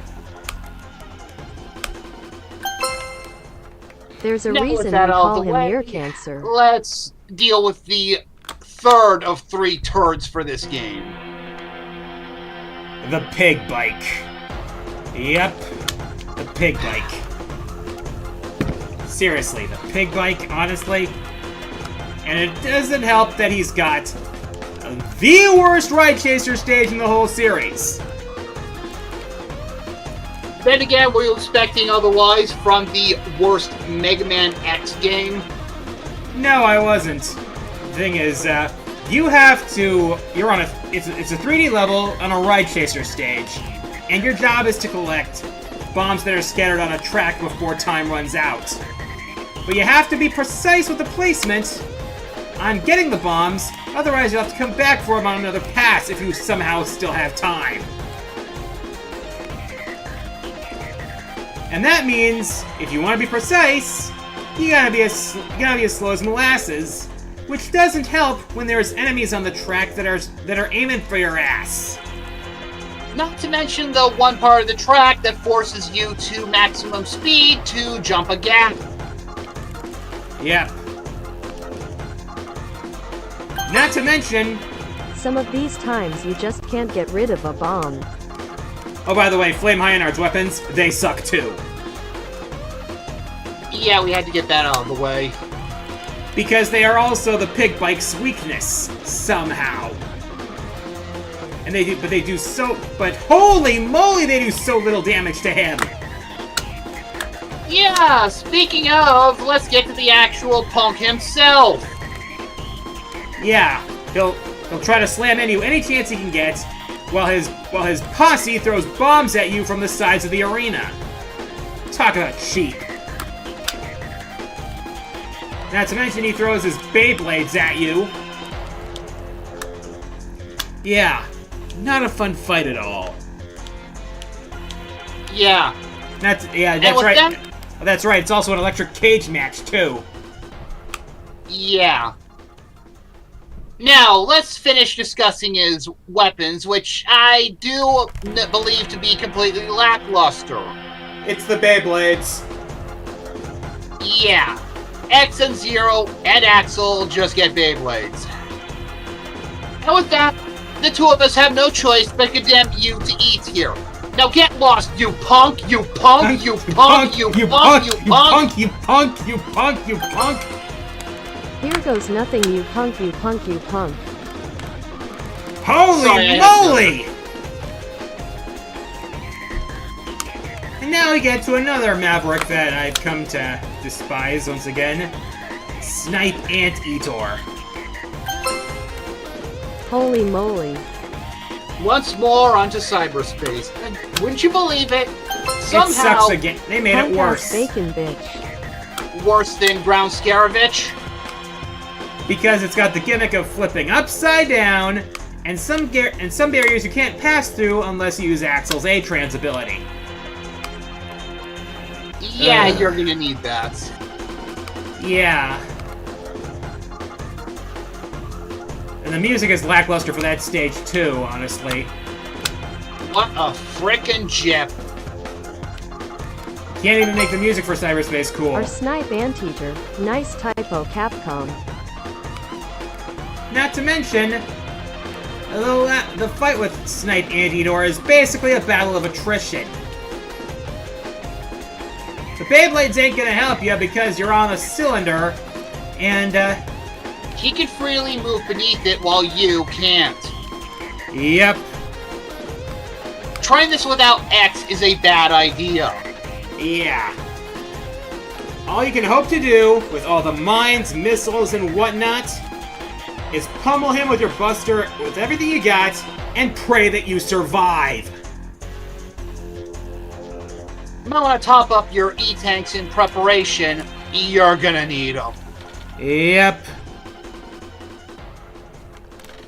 So yeah. At least the weapons are actually competent.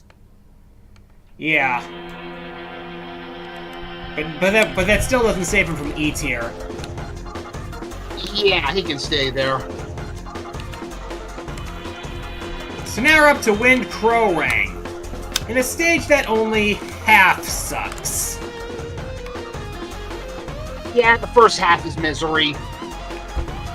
Where every flying ship is my enemy.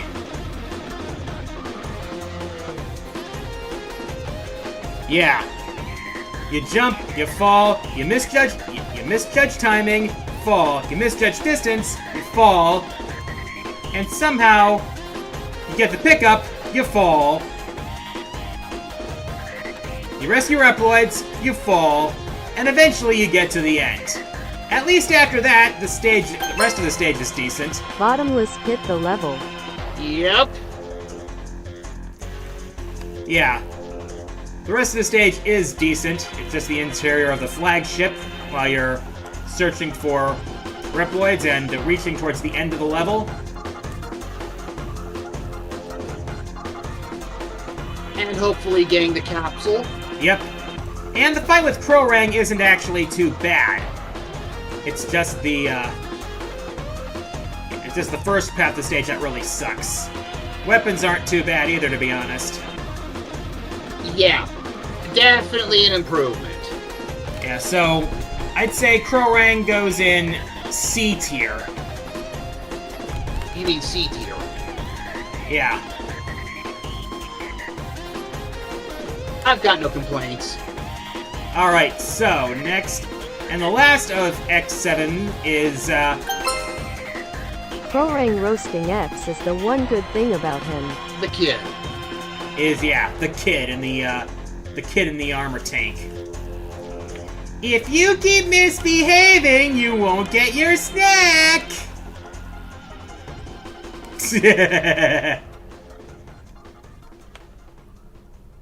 But the fight with Vanishing Gungaroo is pretty annoying because there's two phases to it and both of them kind of suck.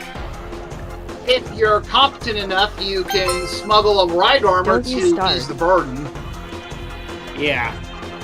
Unfortunately, I think he's the second of 3 you can do this with. Yeah. Well, at least parts of the stage are okay. There's 2 ride armors in that stage. One of them sucks. The other's actually pretty decent. Right.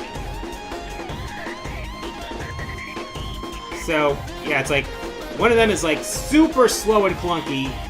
The other is pretty mobile, but only has melee attacks, but actually is decent. I'd rather take that into the last part of the stage than the other one. Understandable. Yeah. And also, the last part of the stage is just an enemy rush of armored enemies before you fight Gungaroo himself. Gungaroo.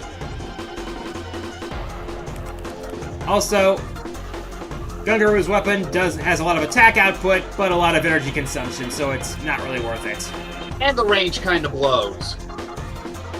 Yeah. So I'd say Gungaroo is also C tier, Yeah. maybe D. Yeah, probably D. Yeah. The stage weighs him down a lot. Yeah. Alright, so... Thankfully, we are now out of... Yeah, Soge we're finally done with the worst of it.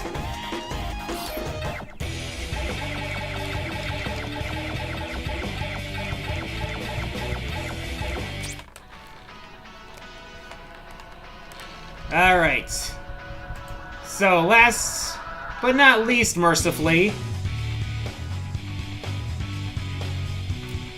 we have the Mavericks from X8, starting with Bamboo Pandemonium, who I might have been a bit too harsh with.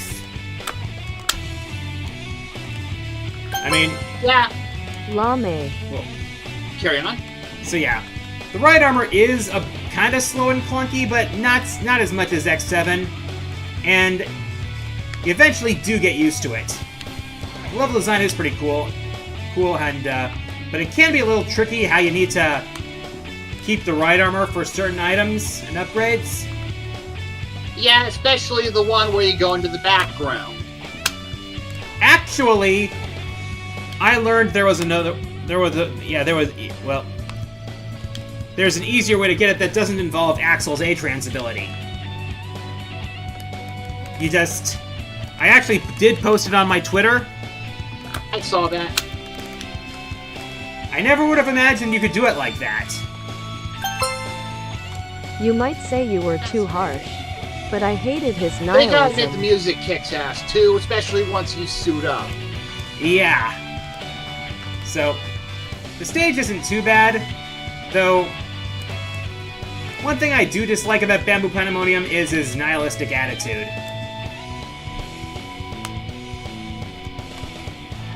We can agree there. So, and as for the fight, it's one that we gotta be careful. You don't want to get too close to the guy, because otherwise, you get smashed. And speaking of which, there's his overdrive attack, which is just a lunge right at you. And And it hurt a ton. it might actually be a one-shot.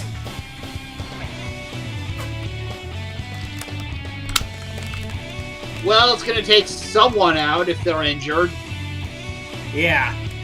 Well, it took me a while to realize you could actually use those big bamboo poles as walls to jump kick off of. So, not to mention you get some seriously heavy ordnance from that guy.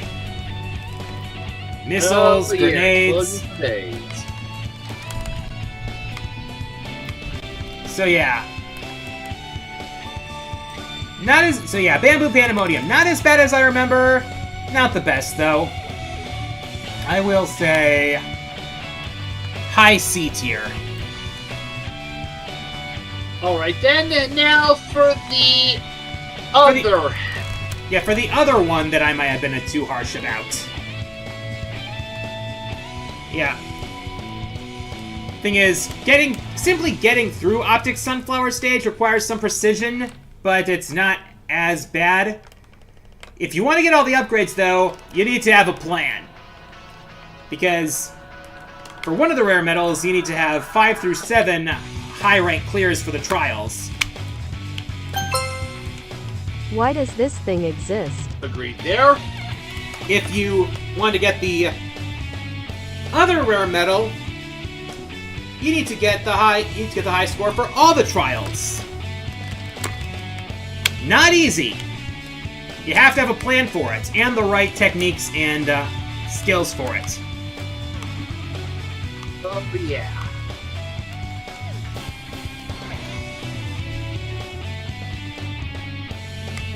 Thing is,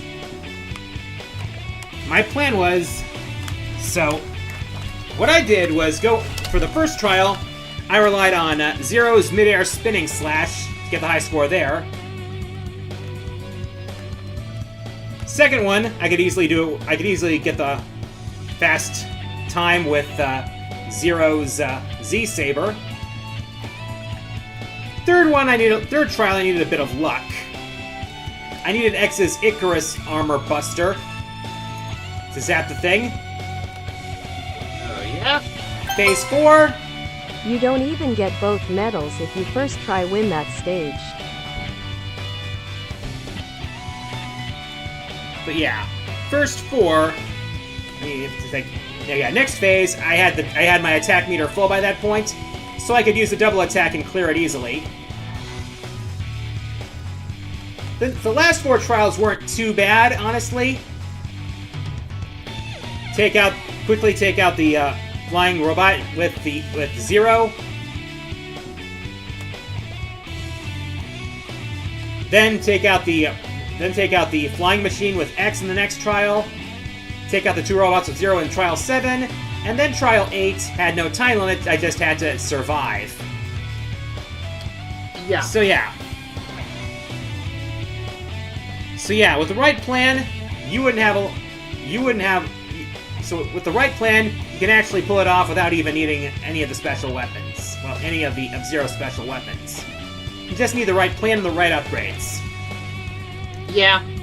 And as for Sunflower's fight, it actually works pretty well. You can actually use the platforms to your advantage depending on Sunflower's positioning. As well as some of his attacks. Also, didn't you call Sunflower a skunkweed? So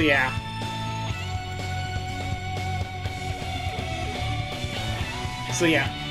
Yeah, I might have been too harsh on Sunflower. Definitely not third worst Maverick anymore. Don't forget the lasers. Oh yeah, the lasers, yeah. But yeah, the weapons are actually pretty cool, at least for Axel and Zero. Shining Ray isn't exactly reliable, though. Yeah. So yeah. Not great, but not as bad as I remember it. C tier along with Bamboo Pandemonium. Yeah. Okay, so next we've got the two best Mavericks in the game. Starting with Dark Mantis. Yep. The stealth element does work pretty cool, but does work pretty well. Though it's definitely easier if you're able to start up the generator.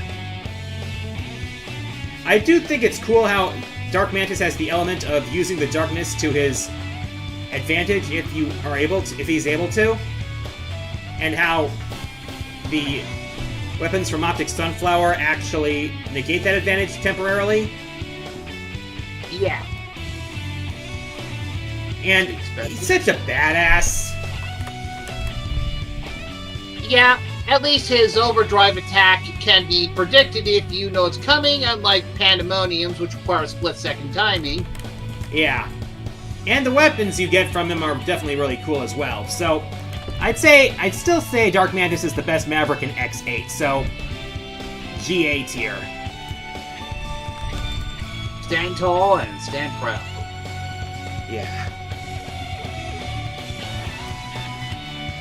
So now we're up to Gravity Antonian.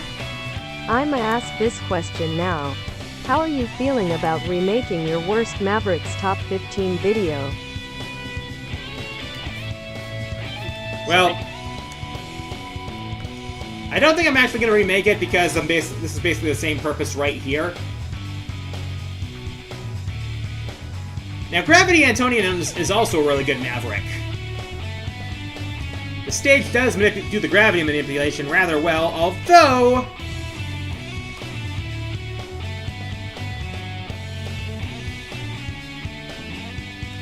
there is that one room of hell. It's honestly the one room in the game where you're actually hoping to find Vile. Oh, yeah, I remember that one. Mm-hmm. And that's a shame, because other than that, the stage is really good. It handles its gravity manipulation really well, and you need to actually make sure you're paying attention. Yeah, there was an instance in the stream where QG rotated the blocks and got himself locked in the worst possible way. Yeah. Meanwhile, the fight itself, it actually does keep you on your toes. Especially that final overdrive attack. Oh yeah, blocks raining for days. It's raining blocks! Hallelujah, it's raining blocks! Amen!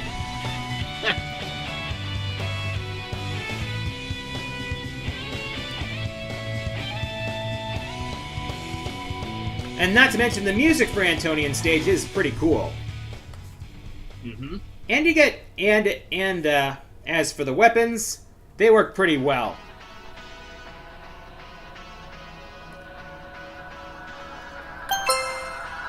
First it's raining lasers and now blocks. Alright, so yeah. I'm gonna put Gravity Antonian in A tier.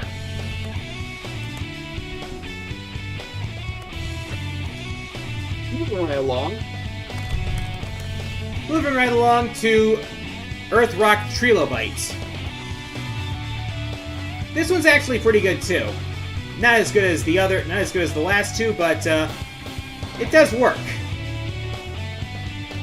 It's basically a race against that big mechanoid for the stage.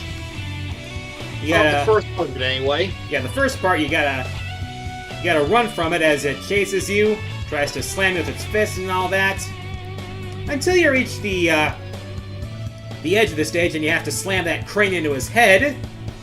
And then you have to chase after it as it breaks the terrain in front of it. And just watch your step, there are a couple spike pits.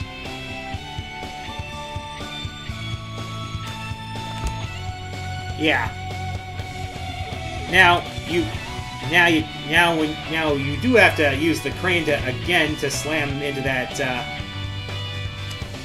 mechanoid again at the end of the stage before you fight the boss himself. Pretty weak. Well, it's important to use the weakness one against him because it takes off his armor. It makes him easier to fight. Well, it doesn't just take off his armor, I think it crunches it too. Yeah.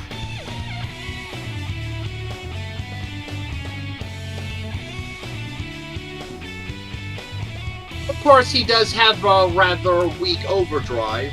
Yeah. Where he starts throwing crystal walls at you nonstop. Yeah, you just have to jump over them and make sure you don't get squished. It's especially easy if you have the Zero's double jump at your disposal or the Icarus legs. And then he becomes vulnerable, and then you can finish him off.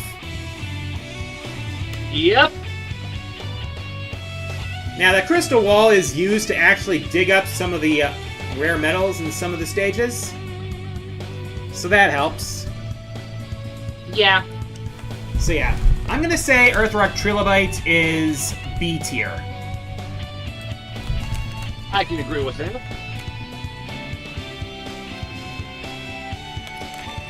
And now, we have the second worst Ride Chaser stage in the game, belonging to Gigabolt Manowar. Wait, second worst in game? I think. Second worst in the series. Level up!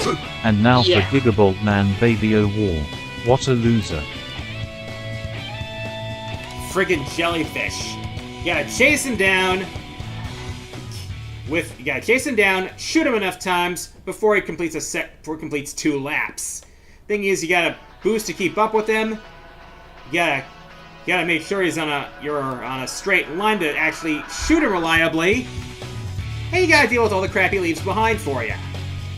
Not to mention all the signs he loves to fly around. Yeah, and you can't really tell where your shot's gonna go in some cases. And that's a problem. Oh yeah. It's a poorly designed stage, to be honest. Not like the boss fight is too much better. The boss fight is just really meh. You're just gonna fly around, creating lightning, summoning more of those jellyfish. Jellyfish. It's just meh. At least you get some good weapons out of the deal. But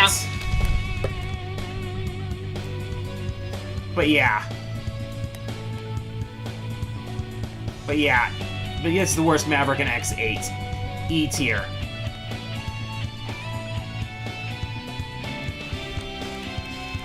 Now we're on to the decent Ride Chaser stage in X8, that being Avalanche Yeti.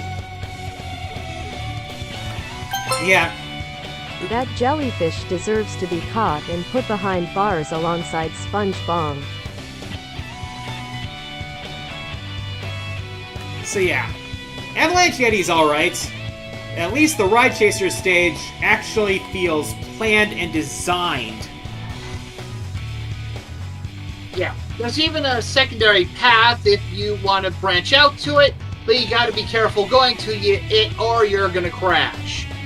Yeah.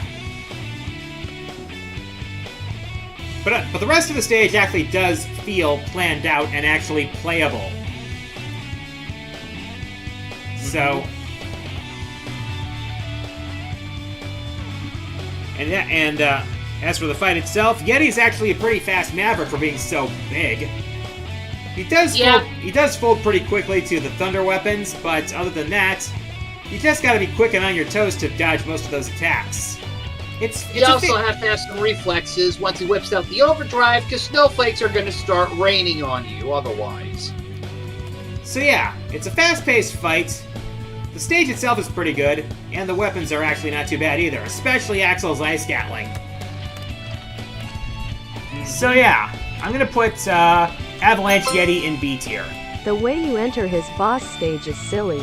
I cannot take the dialogue seriously when X plummeted half of his body At into the least we snow. have the kick chicken himself, Burn Rooster.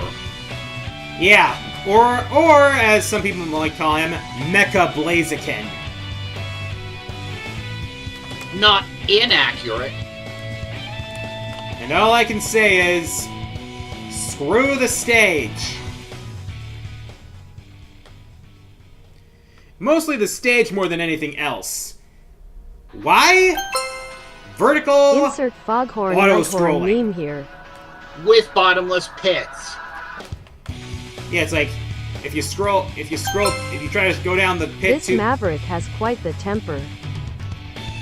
If you try to scroll down the stage too fast, you'll end up dead. Now for Flame Hyena's bird friend.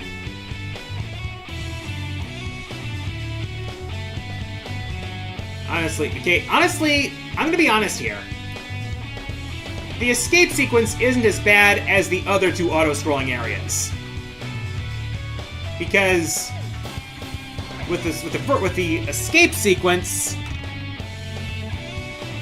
you at least with the escape sequence, you don't have to worry about going too fast. Yeah. With the other ones, it's downward vertical scrolling. And if you try to go too fast, you're dead.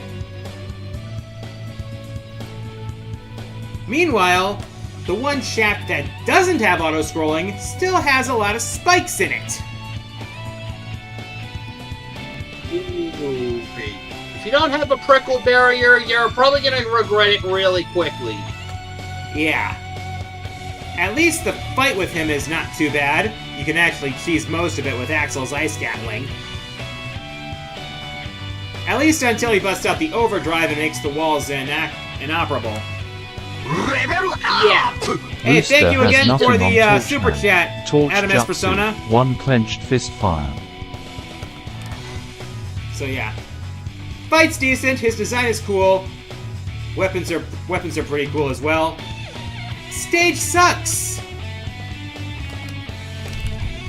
If the stage wasn't as messed up as it was, we'd be ranking him higher than D tier. Yeah. Yeah, it really weighs him down. So yeah. That's going to be our tier list.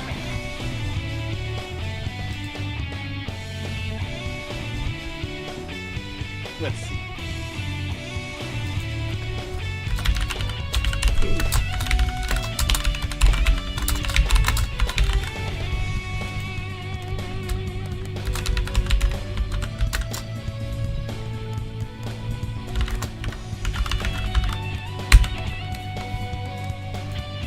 Alright, let me just download the image. We can post it with pride. Yep.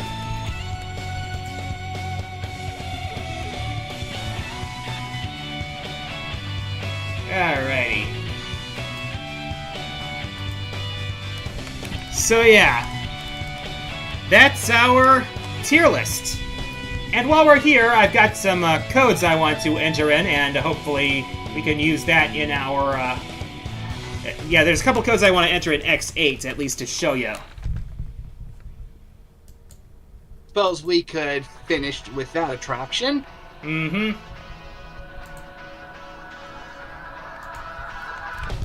Alright.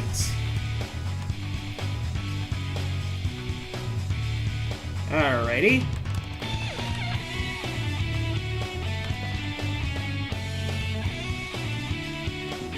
Okay then.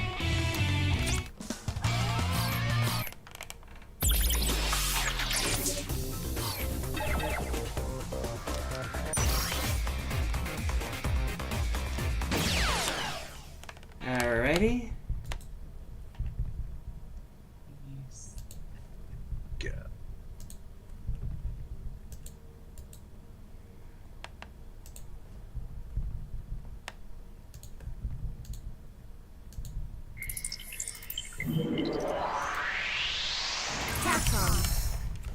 Alright, so. Okay, so let's see.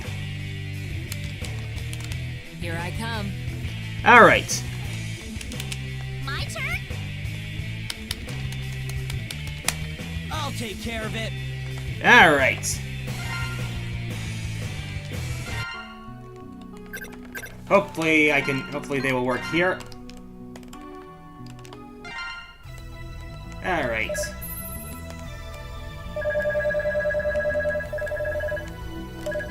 Alright, let me just, Looks like they worked. Yep. Just a sec here. Just resyncing the,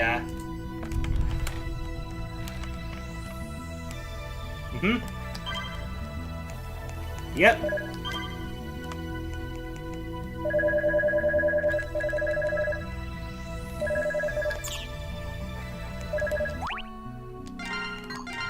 Alright, let's just save this here.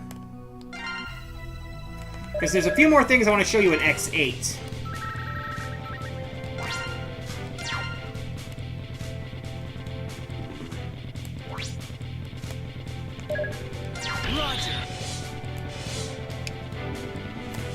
So,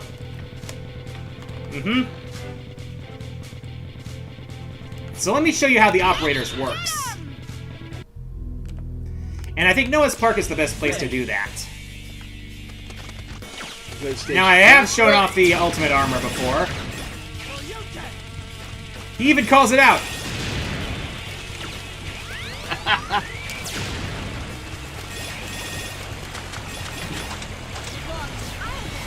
Alright, so here's Aelia.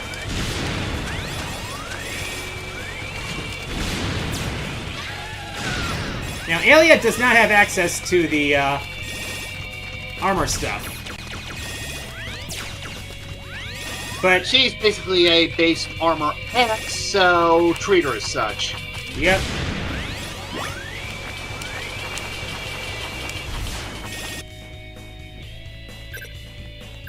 Alright, so back to the lab.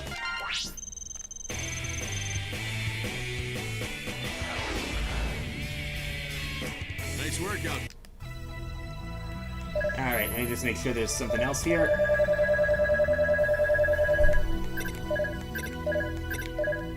Now, I have shown off the Sigma Blade. Okay, Yeah. Aelia still has the air dash, so...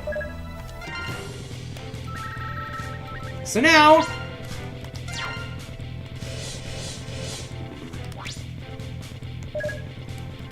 Got this one. Black Zero. And let's show off Lair as well. Here I come. Right. Ready.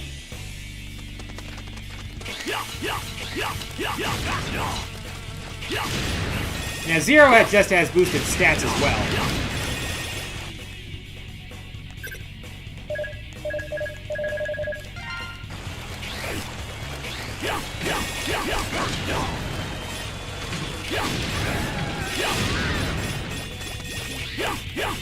Look at all that coverage you have with the Sigma Blade.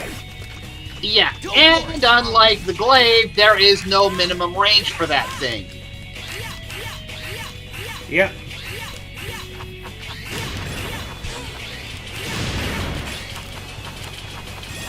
So basically, Lair has all the kinds of moves that Zero can do, but without the upgrades. Like a hard mode, if you want to play it that way. In a sense. And finally, once I get back to the lab...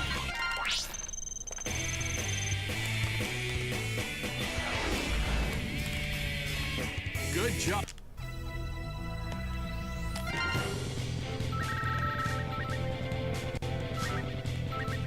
Alright, Lair is slightly... Okay, Lair is slightly faster than Zero in attack speed, huh? Oh, that's right, you have to give the Navigator you have to give the Navigators the upgrades too. So there's that if you want to do some shopping with them. Yep.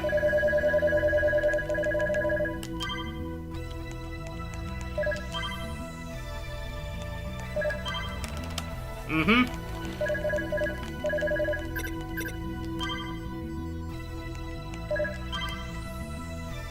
Yep.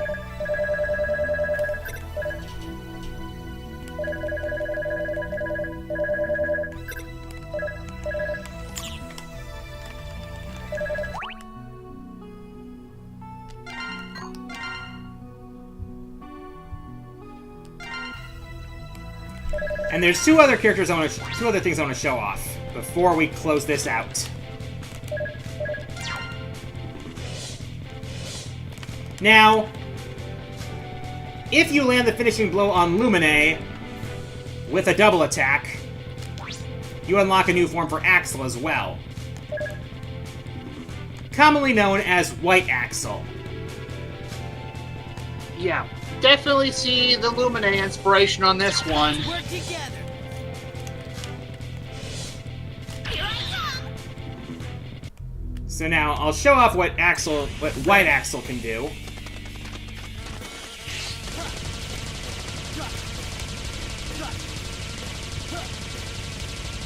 Now the thing is, Axel can hold his position in the air indefinitely while he's firing.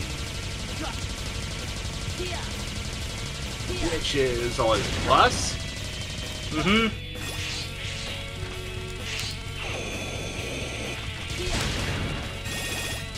Well.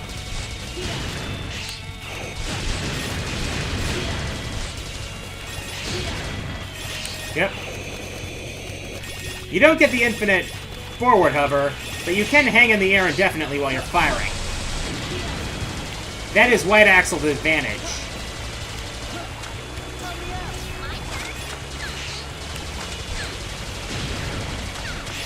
And Pallet plays like Axel.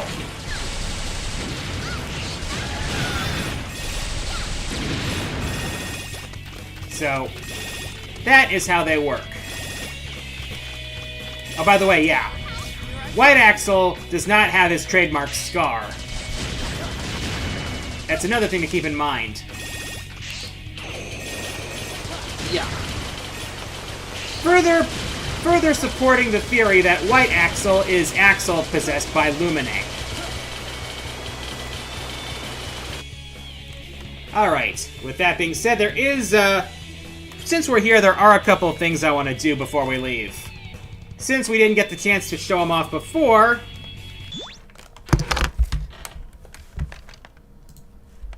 I do want to bring up the other two endings of X8.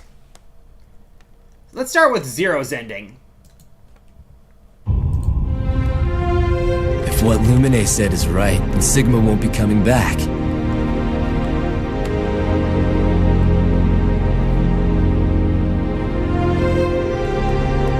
Maybe this means I won't have to fight anymore.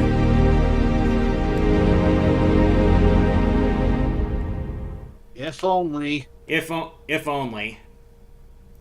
Meanwhile, in Axel's ending,